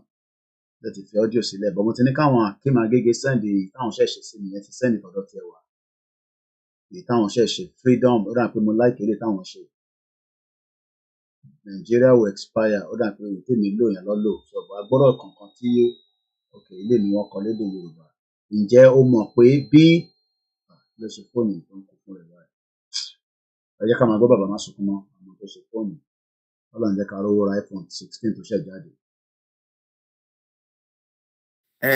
Kí ló máa gbé wa dé ilẹ̀ ìlérí gangan kí ni àti ó ṣẹlẹ̀ ẹ wò ẹ má kúrò torí pé bàbá ní àgbàdua àṣẹ ọ̀rọ̀ tí wọ́n fẹ́ fi owó orí láti gbàdúrà fún gbogbo ẹ̀yin olólùfẹ́ wa pátápátá ọ̀yá ẹ jẹ́ n sáré gbé yín dé ọ̀dọ̀ bàbá ká máa bá ètò náà bọ̀ bàbá ẹ káàsán.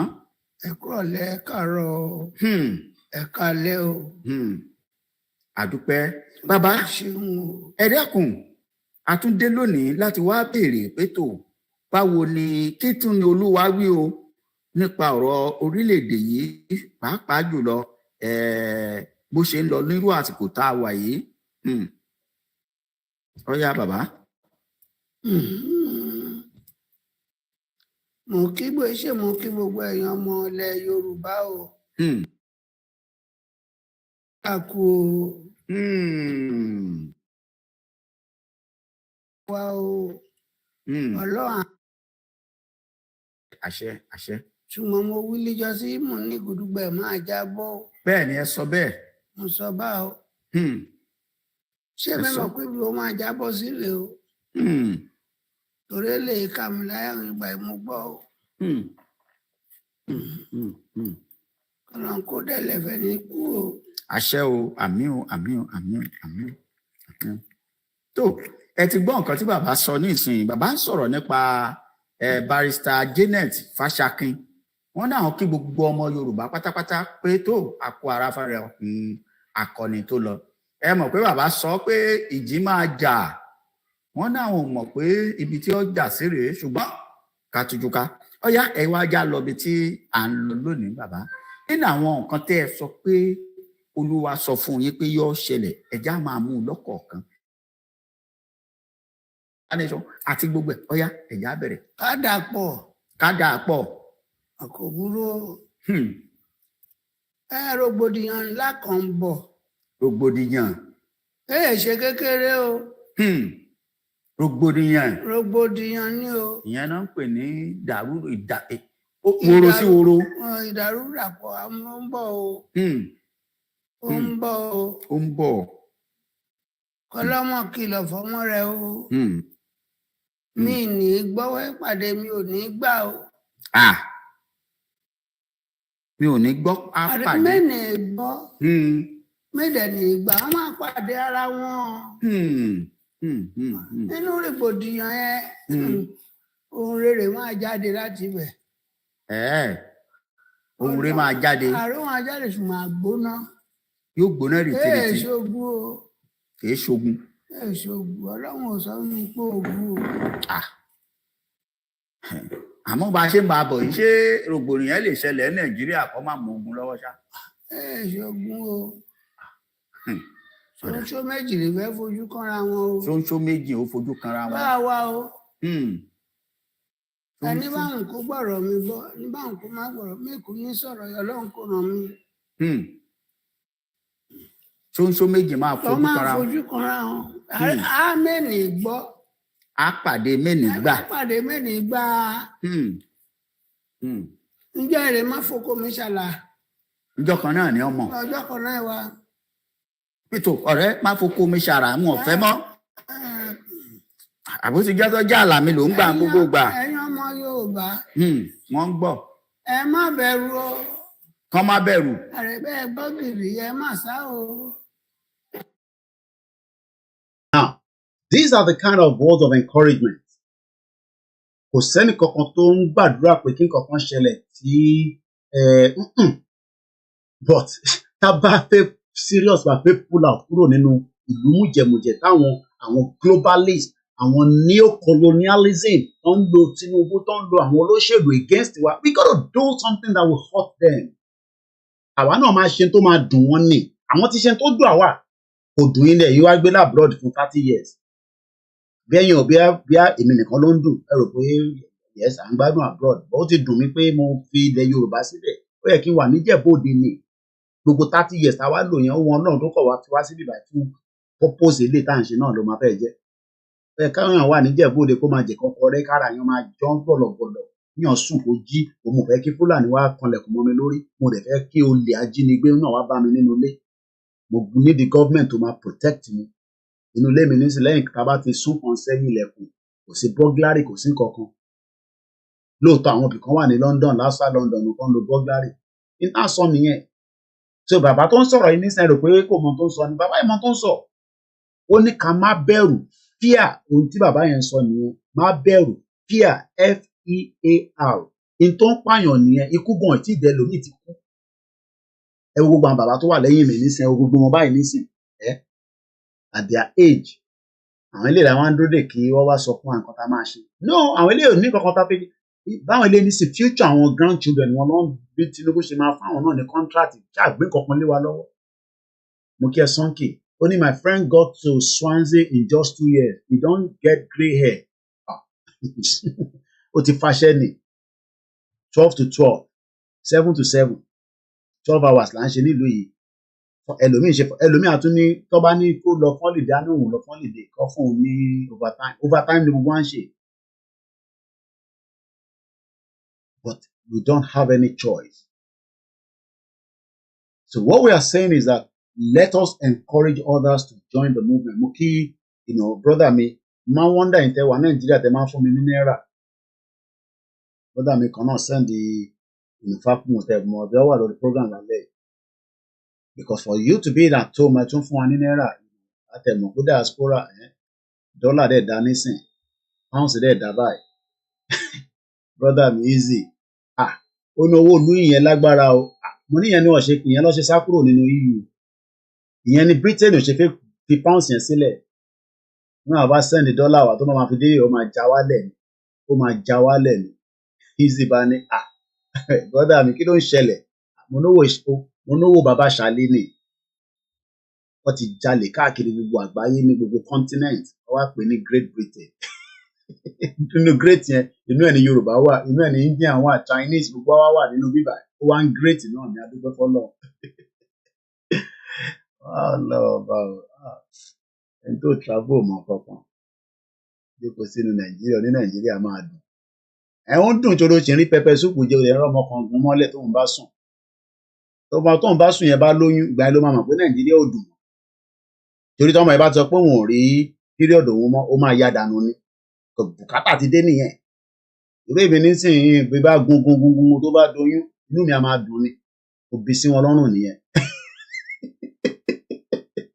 bọ̀ ìwọ nísìn tó bá ti ní òbí olóyún báyìí ó máa sá kúrò nílé ni ó máa sá kúrò ìyàtọ̀ ìmọ̀ àti ẹ̀ nìyẹn ọ̀rọ̀ tó ń dùn yàn lọ́kàn ni mò ń sọ because báwo ni ẹni tó dàgbà tó máa sọ fún pé mo rí píríọ̀dù mímọ́ tó dẹ̀ máa sá kúrò nínú ilé kí ló ń sá kúrò nínú ilé fún tẹ̀bí wọ́n kọ́ ló fẹ́ take responsibility ó yá lọ register maternity àbí kí bá paternity àbí kí lẹ́ máa ṣe antenatal ìyá mi Fágbémi Lékè àwọn tó ṣiṣẹ́ nọ́ọ̀sì àwọn nọ́ọ̀sì nìyẹn tàbí wàá lọ register wàá fún ẹ ní red book wàá dẹ̀ máa tọ́jú ọmọ yẹn máa tọ́jú ẹ̀ títí tó bá dẹ̀ ti di kó dìú àwọn Fágbémi Lékè àwọn ló máa ń gbọmọ là ní hospital nìyẹn àwọn náà dẹ̀ láwọn babaláwo tó ń gbọmọ là tó bá fẹ́ lo ti lóyìnbó gbogbo yẹn lẹ́yìn káwa náà set up lọ́jọ́ iwájú oríṣiríṣi ọ̀nà ló lè gbà bímọ o lè lọ bímọ lọ́dọ̀ babaláwo kò bẹ̀sìn jẹ́ o lè bímọ lọ́spítù o lè bímọ nínú ilé àkó àwọn nọ́ọ̀sì wá bẹ́ẹ̀ nínú ilé a máa pẹ́tẹ ọkọ̀ ẹ̀ náà máa fọwọ́ rẹ̀ ó yá push wọ́n tó dẹ̀ fi push a ṣe CSA fún ara gbé jáde àwọn kan dẹ̀ ní CSA ò dá but àgbàlagbà nísìn tó òun gún ọmọ yẹn mọ́lẹ̀ ó mọ̀ kó máa doyún ó wá doyún tán wá ń sá káàkiri òfin ra pampers NHS tẹ̀ dùn nígbà kan àwọn ìyá kan ti jàǹfààní NHS tó bá bímọ bá máa kó pampers nísìnyí báyìí àwọn náà ti rí ọ ti gbọ́n èrò ti pọ̀ jù àti ìyá wọnú ilé àti pọ̀ mo ní àníyá wọlé gbogbo wàhálà tẹ dá káàkiri gbogbo àgbáyé a gbọ́dọ̀ wá gbé láàrin yín nísìnyí we are going nowhere we are going nowhere èèyàn kan dé láti Nàìjíríà sí Swansea wọn ti irun funfun ti bò at least a ṣe máa dán lára irun funfun ló kọ̀ bò ní lófò corrupt country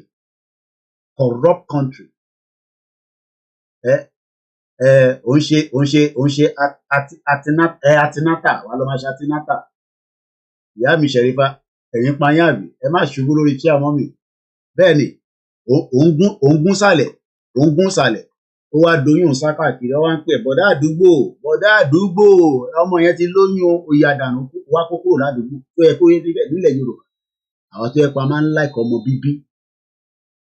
bíbí àwa Yorùbá lá nìyẹn èèyàn kan wá bí ọmọ ọ̀nà lóyún wá sá káàkiri àǹtí yẹn náà wá náà fẹ́ ṣe wá kú dànù ni pam ó kú bá tiẹ̀ lọ nìyẹn kí ló fẹ́ ṣẹ́yún fún Nàìjíríà ló ń affect gbogbo everybody látòkè délẹ̀ ó ń affect ọmọdé ó ń affect àgbàlagbà ó ń affect àwọn arúgbó kan kú sínú ilé ọ̀rọ̀ oúnjẹ gidi jẹ kò sí treatment ẹ mọ̀ pé tí wọ́n bá ti ń pé 60 àgbà ti ń dé but àyọ́pì mama àwọn màmá kan ṣì wà àyọ́pì ni wọ́n nílùú òyìnbó 60 ni wọ́n máa rò pé bí 50 ni wọ́n ìtọ́jú tó dá lọ́rí ni bọ̀ wá rẹ́ni tó jẹ́ 40 Nàìjíríà á máa dàbí bàbá 70 years mo máa ń dàbí ẹni tó ti darúgbó èmi ti rí yẹn ní 2015 àyà mi já àwọn tájọ lọ sí school mo bí wọ́n mọ́ níṣẹ́ lè sick ni ó ní disease wọ́n ní kò sick o àmọ́ ní lè sick wọ́n ní kò sick ẹni tẹ́mi wò yìí sick àwọn ọ̀rẹ́ mi ní kò sick mo ní mo ti gbọ́ wọ́n ní Nàìjíríà ni that was in 2015 we're talking about a system that has failed complete failure àwọn àgbààgbà wá jókòó báyìí nísìn ọlọ́ba Tinubu wá ń sọ jágbajàgba nígbà tó lọ́ba we are not going to restructure now I'm still trying to fix economy wèrè ó fẹ́ fix economy wo ló fẹ́ fix ó ní Kàdóso ti lé rẹ̀ kúrò bọ́dẹ̀ lé kúrò náà ní kò tẹ̀yé wa so ẹ jẹ́ ká lọ torí àsìkò for 2 hours ni mo fẹ́ manage ni so ó ní fídíò kan tí ẹ̀gbọ́n mi ẹ jẹ́ kọ́kọ́ close báyìí because ìgbà míì kò ń da kákọ́ máa ṣó gbogbo nǹkan báyìí so tí gbọ́ nípa dínà kí ló dé ẹ fi darapọ̀ mọ́ dínà ni ẹ jẹ́ ká ṣe máa wọlé lọ́nà kí n fi London bus tá a máa fi gbé ilé lé ẹ̀yin àgbàlagbà ẹ̀yin kan á jókòó sókè Ìgbòho náà wà lókè á máa pariwo Yorùbá nation gbogbo London àmọ́ pé àwọn olóń lọ ẹ̀gbọ́n kíyàwó Elizabeth wọ́n máa náà olóń lọ náà Yorùbá people ló ń lọ yẹn great people àwọn tọ́lọ́run dáadáa so ẹ jẹ́ ká play audio kékeré kan tẹ̀lé audio kan tó ṣe fún ìyàwó Janet mo dẹ̀ mọ̀ tó wà nísìnyí bí alọ́la ṣáà wá jáde ọlọ́ba àforíjì yá yẹn dáadáa ẹ ká gbọ́ ilé náà mọ̀ bọ̀.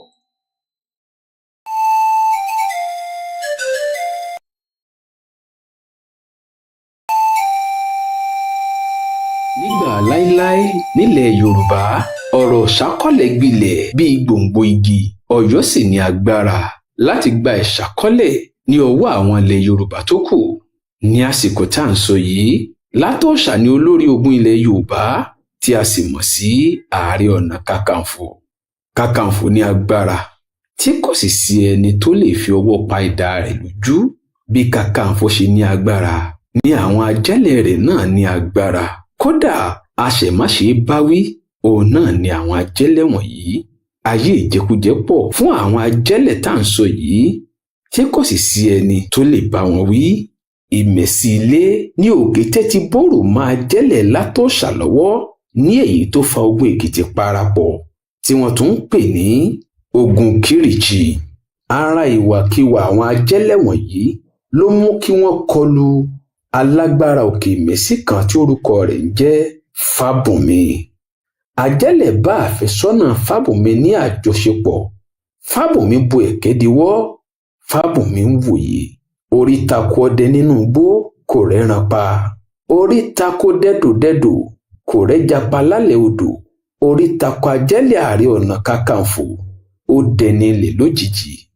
Igbó kan tó jẹ́ igbó àìwọ̀ fún àwọn àjèjì òun náà ni ajẹ́lẹ̀ yìí wọ̀ lọ. Jíjáde tí ó jáde ọwọ́ Fábùnmi òkè Ìmẹ̀sí ló jáde sí. Fábùnmi pa ajẹ́lẹ̀ ó sì gé orí rẹ̀. Wàhálà dé. Fábùnmi fọwọ́ pa idà rẹ̀ Látòṣà lójú. Ìṣẹ̀lẹ̀ yìí bí Látòṣà nínú. Ó sì pàṣẹ kí wọ́n lọ gbé orí Fábùnmi wá sí Ìbàdàn. Àwọn akọ́dàwọ̀ òkè Ìmẹ̀sí láti lọ pa Fábùnmi kí wọ́n sì gbé orí rẹ̀ lọ fún Ààrẹ Ọ̀nà Kakanfò. Ní Fábùnmi òkè Ìmẹ̀sí náà. Ẹ dákun ṣé wo ni ò tó wo ni àbí wòyàn ni ò tó wòyàn Fábùnmi. Ẹ̀gbin gùn ààrẹ ní báyìí àfi ká tí orí aláṣejù bomi gbóná. Wọ́n lè má gun wá gàràgàrà báyìí. Fábùnmi òkè Ìmẹ̀sí ti kọjá ayé rẹ̀. Ohun tójú aláṣejù sì máa ń rí ojú rẹ̀ gbọ́dọ̀ rí.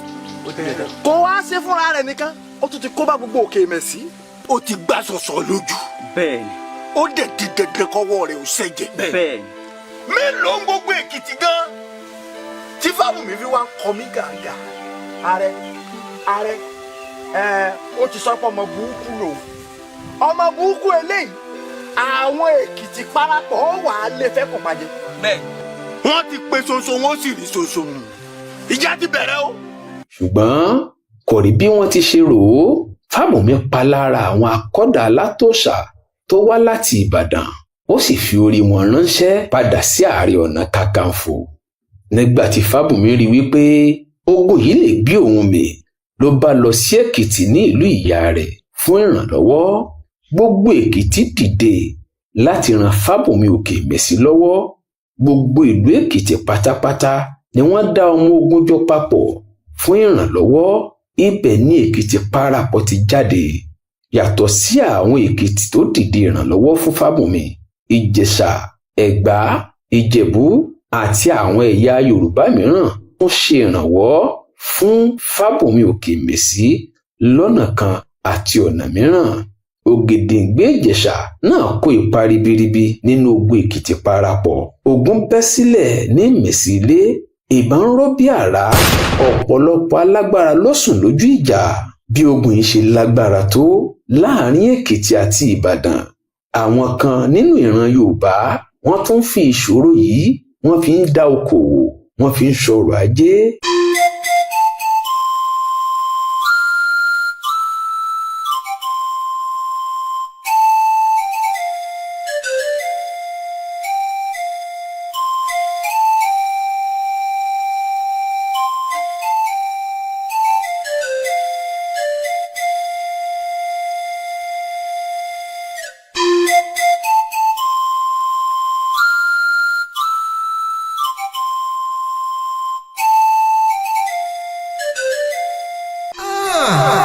ẹ̀yin ọmọ aládé ẹ̀yin ògo ilẹ̀ adúláwọ̀ yóò ti pẹ́ tó tẹ́ ẹ máa fi ogun ja ara yín. Okun àti agbára tó yẹ kí ẹ papọ̀ gẹ́gẹ́ bí ìran Yorùbá láti kọjú ìjà sí àwọn ọ̀tá yín ni ẹ fi ń bára yín jà yìí o. Ẹ̀yin ọmọ Yorùbá ẹ dìde ẹ parí aáwọ̀ tó wà láàrin yín kí ìran yín lè di pàtàkì ní gbogbo àgbáyé. Ẹ wò ọ̀pá ìṣọ̀kan yín ó ti kán o ṣùgbọ́n mo fún yín ní ọ̀pá ìṣọ̀kan mìíràn lónìí kí ẹ sì máa ṣe àjọyọ̀ ìfẹ́ àti ìṣọ̀kan láàrin yín lọ́dọọdún. Àwọn ẹ̀yà kan yóò darapọ̀ mọ́ yín láti mú àwọn nǹkan mèremère wá fún yín. Lára àwọn ohun tí wọn yóò mú wá fún yín ni ẹ̀sìn tuntun. Ẹ kíyèsára kí ẹ̀sìn wọ̀nyí má padà sọ ìran Yorùbá di ọ̀tá ara wọn lẹ́ẹ̀kejì o. Ẹ má ṣe gba ẹ̀sìn àti òṣèlú láàyè láti ta ọfà ìpínyà sáàrin yín lọ́jọ́ iwájú. Ẹ máa pe ìpàdé ìṣọ̀kan Yorùbá lọ́dọọdún láti máa rántí ọjọ́ òní.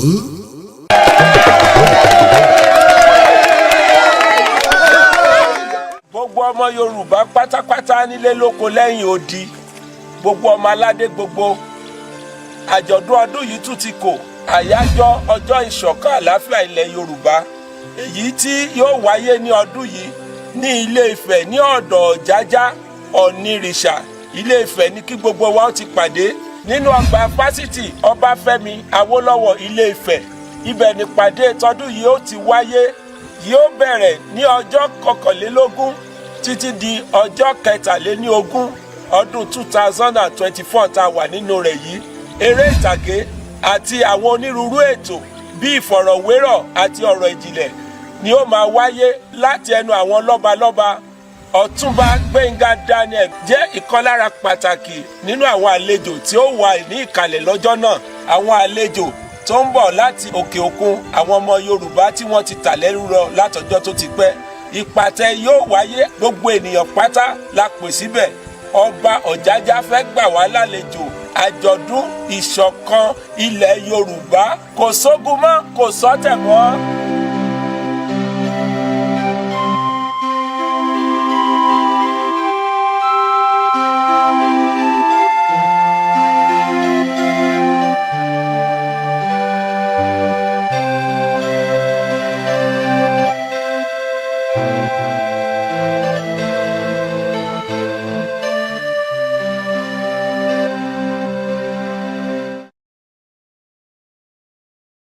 Ẹ wo culture wa bó ṣe rich, ẹ wo culture wa bó ṣe beautiful, ẹ wo ìtàn wa bó ṣe ní àlàáfíà nínú kó tó di pé wọ́n da gbogbo ẹ̀rù. Tá bá sì wà nù Nàìjíríà a lè pákéjì culture wa láti gbé lọ síta pé kọ́ wá bá wa wò. Tá bá sì wà nù Nàìjíríà a lè preserve identity wa. Tá bá sì wà nínú Nàìjíríà kò sí àṣeyọrí kankan tí Yorùbá lè rí ṣe ju pé ìyà àti ìṣẹ́ ló máa wà nínú ẹ̀. Ẹ jẹ́ ká gbé yín lọ sí fídíò yìí. Ẹ̀gbọ́n mi Ògúnríbidó, mo kí brọ́dà mi Ọládélé Ọlámilékan, mo kí ẹ̀yin tí ẹ wà lórí Instagram pẹ̀lú wa. Àní pẹ́ mú ètò yẹn wá sílẹ̀ torí bí ṣe sọ àní strength tó pọ̀ lálẹ́ 2-3 hours, so a lè fi ṣe ọ̀pọ̀lọpọ̀ program ní àárọ̀ rẹ̀ dì. Mo kí brọ́dà mi lẹ́ẹ̀kan sí gbogbo èyí tí ẹ náwó sí wa. Àwọn backup team ló pè pé kí ló ń ṣẹlẹ̀, àwọn tún rí fídíò kan tó ń play lórí channel wa 8 minutes ní fídíò tá play tán yẹn. Ẹ̀gbọ́n mi Comrade George Akínọlá àwọn ló fi ránṣẹ́ sí wa pé ká bá wọn ṣe ìpolongo ẹ̀. So we will continue to make announcement about that event until Monday when Koiki Media will be travelling to Ilé-Ifẹ̀ lágbára Ọlọ́run kó túbọ̀ máa bá mi ṣọ́ àwọn tíìmù àti wọn lọ tó ń bọ̀. Mo kí Mr. Fadiran Túndé Yusuf, mo kí gbogbo wa pé a kú àṣeyọrí ní ọ̀tún lósì. Ẹ jẹ́ ká wo fídíò tá a fi play. This was when I think 2021 nígbà tá a gbé rally lọ sí iwájú Nigerian High Commission. This time around ẹ fi miss Ìgbòho ní Nigerian High Commission pẹ̀lú rally lẹ́ẹ̀kan sí èyí tẹ́ ń sọ pé UK ó ṣe jẹ́ UK ti Nàìjíríà náà tí ó ṣì ń lọ àfihàn yìí díẹ̀ tó tó dípa ṣe máa lọ mo kẹ́gbọ́n mi Mr. Fab so Gbenga Daniel has good credibility mo get message yẹn Gbenga Daniel mo ló ti ní good credibility I don't know about that so bí a ṣe ní kọta plate on nísìlẹ̀ ti rí yẹn I didn't see that Moki Dizzyman thanks so much I just saw your super chat that was sent to me thank you so much I think I'll continue because of my time constraint tonight.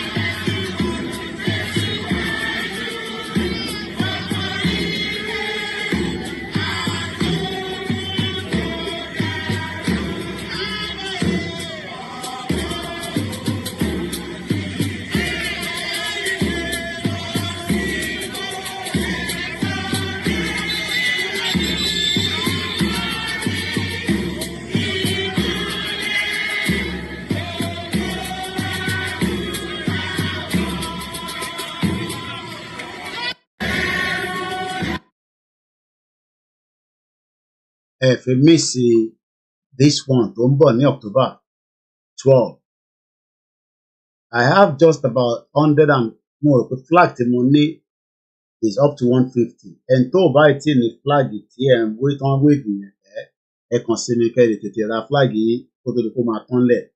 I still have a price rẹ̀ ti change price tata nígbà yẹn kọ́ la máa tà torí economy náà ti lọ sókè so production price ti lọ sókè so tó bá ní the flag the stick ẹni tó bá ti rà lọ́wọ́ mi tí ẹ̀ ráyè gba stick yẹn tó wà lábẹ́ a máa gbé dání ní on the 12th lágbọ́rọ̀ Elédùmarè so gbogbo ẹni tó bá ní flag ẹ lè send message sí mi kàsáré post ẹ̀ sí so that kákọ̀jẹ́ stick yẹn nìkan lè máa gbà ní ìjọ rally ẹ wo energy bíbà kẹwàá lè feel bí ẹni sùúrù lè tó fi gbé jáde kẹwàá wo irú energy tó fi ṣẹlẹ̀ nígbà tí Ìgbòho fún rẹ̀ bá wà ní UK pẹ̀lú wa inshallah so imagine what that energy will be like kẹtù rántí pé a ní boss tó máa gbé ọ̀pọ̀lọpọ̀ àwọn èèyàn wa àwọn ìyá tí tó tútù àwọn tó ní a bit of physical challenge àwọn jókòó sórí bọ́ọ̀sì yẹn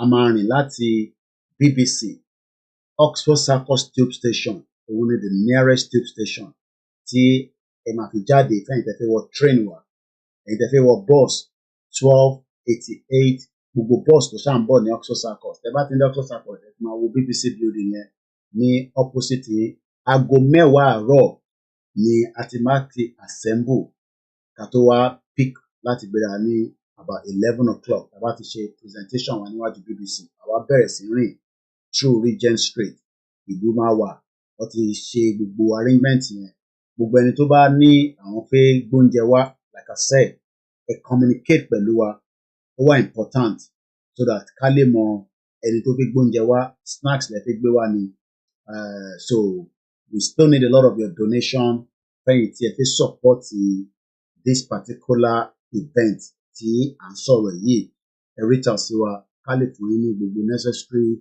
account details so aṣọ yẹn òun lẹ ti rí yẹn àti fún wọn yìí £25 gbogbo àwọn aṣọ Yorùbá Nation tẹ ní ẹ lè wọ̀ yẹn sísàlẹ̀ kẹ́kọ̀ọ́ gbélé sókè so because gbogbo ẹni tó bá ní fìlà fèrè gbogbo tẹ bá ní sound ẹ máa gbé bọ̀ so that ká lè sọ fún Britain pé èèyàn Yorùbá fẹ́ kúrò nínú Nàìjíríà now ẹ jẹ́ ká kúrò níbí báyìí ká wá síbi tí ọ̀pọ̀lọpọ̀ rally táwọn ọmọ wa ṣe ní èní ẹ jẹ́ ká tún lọ fi àwọn díẹ̀díẹ̀ wọ̀nyí kó tó di pa máa parí ètò ìkàlẹ̀ mo kí gbogbo wa tí a wà lórí ìjókòó. So these are some of the activities that took place again ní Ìbẹ̀jú Lẹ́kì. Yorùbá Nation ní Ìbẹ̀jú Lẹ́kì àwa ti fẹ́ bẹ̀rẹ̀ Yorùbá Nation Yorùbá Nation awareness wa báyìí Yorùbá Nation Ìgbò Ìgbò. Igbo Osha. Àti bẹ̀rẹ̀ awareness wà níbẹ̀ jù lẹ́kí báyìí. So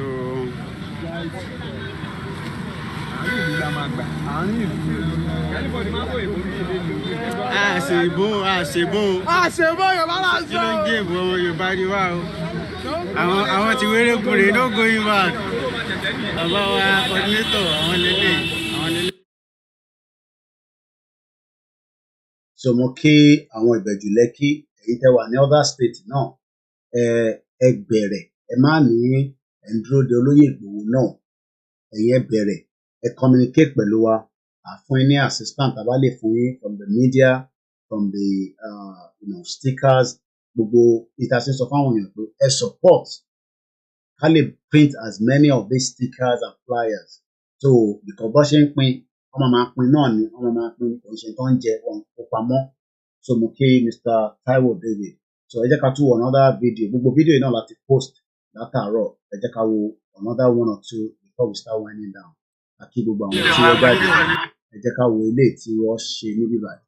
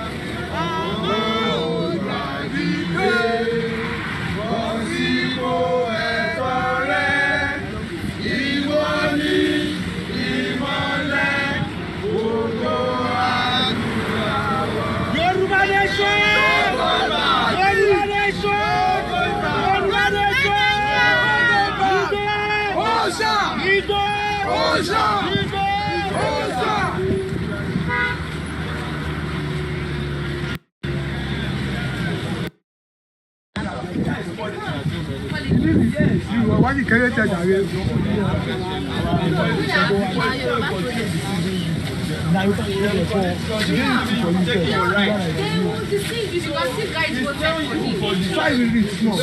Ṣé ibo lòun? Kí ló dé? Why are you covering your face?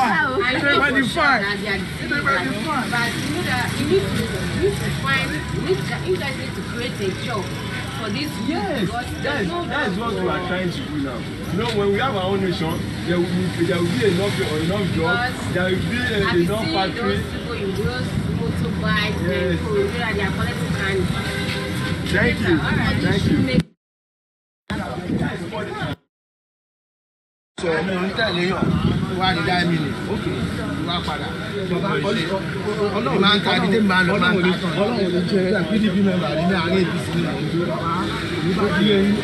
ẹ gbogbo yẹn mọ̀ yàmá tọ́lá yín ṣe mọ̀ àwọn kan ti dúró láti fẹ́ wọ́n ti dúró gbẹ̀ dáná ẹ má gbogbo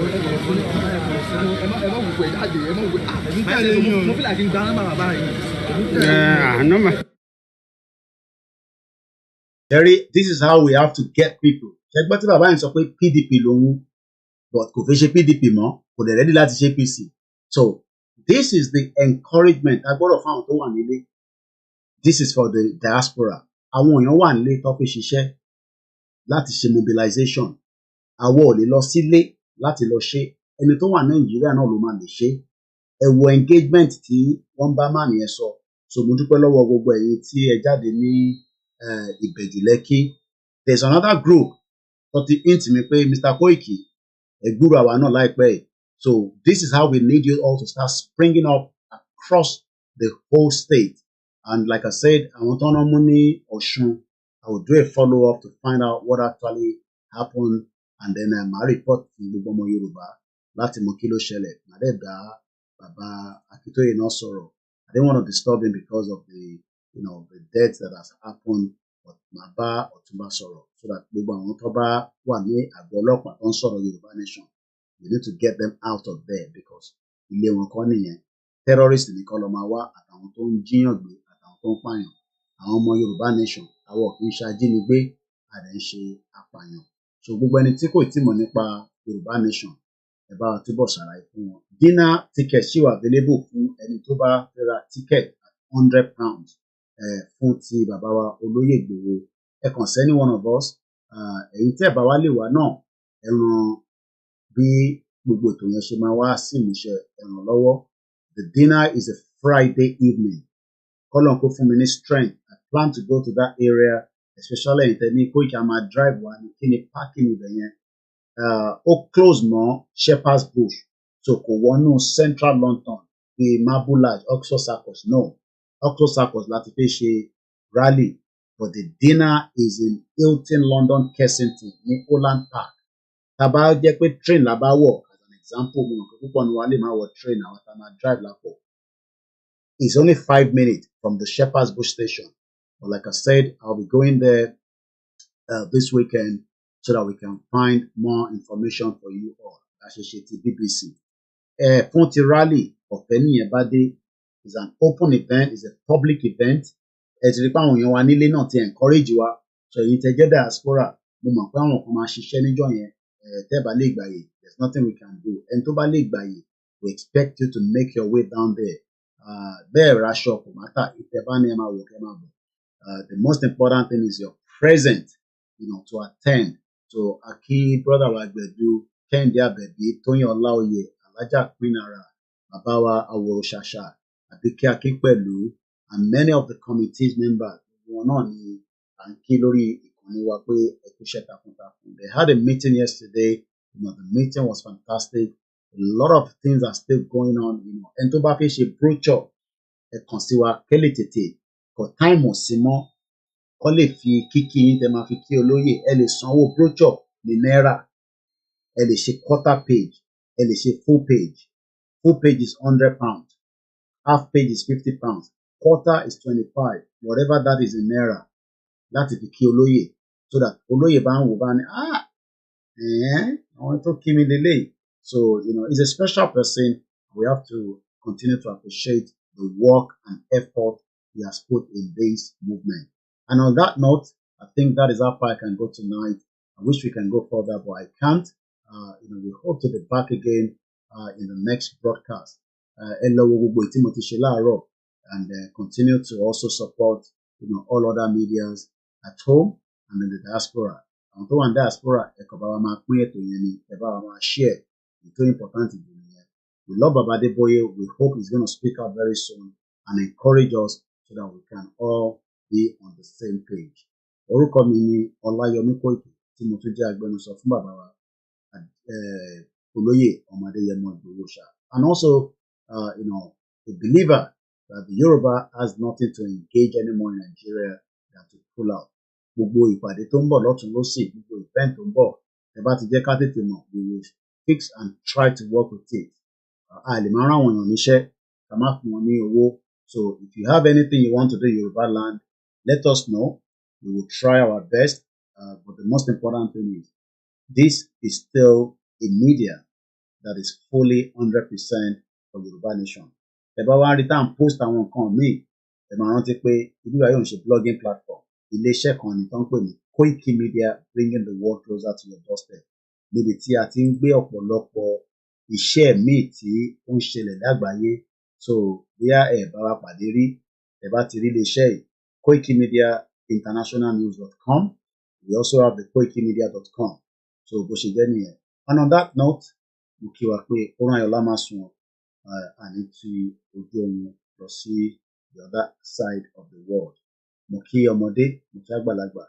Yoruba nation has come to stay and nobody can stop it.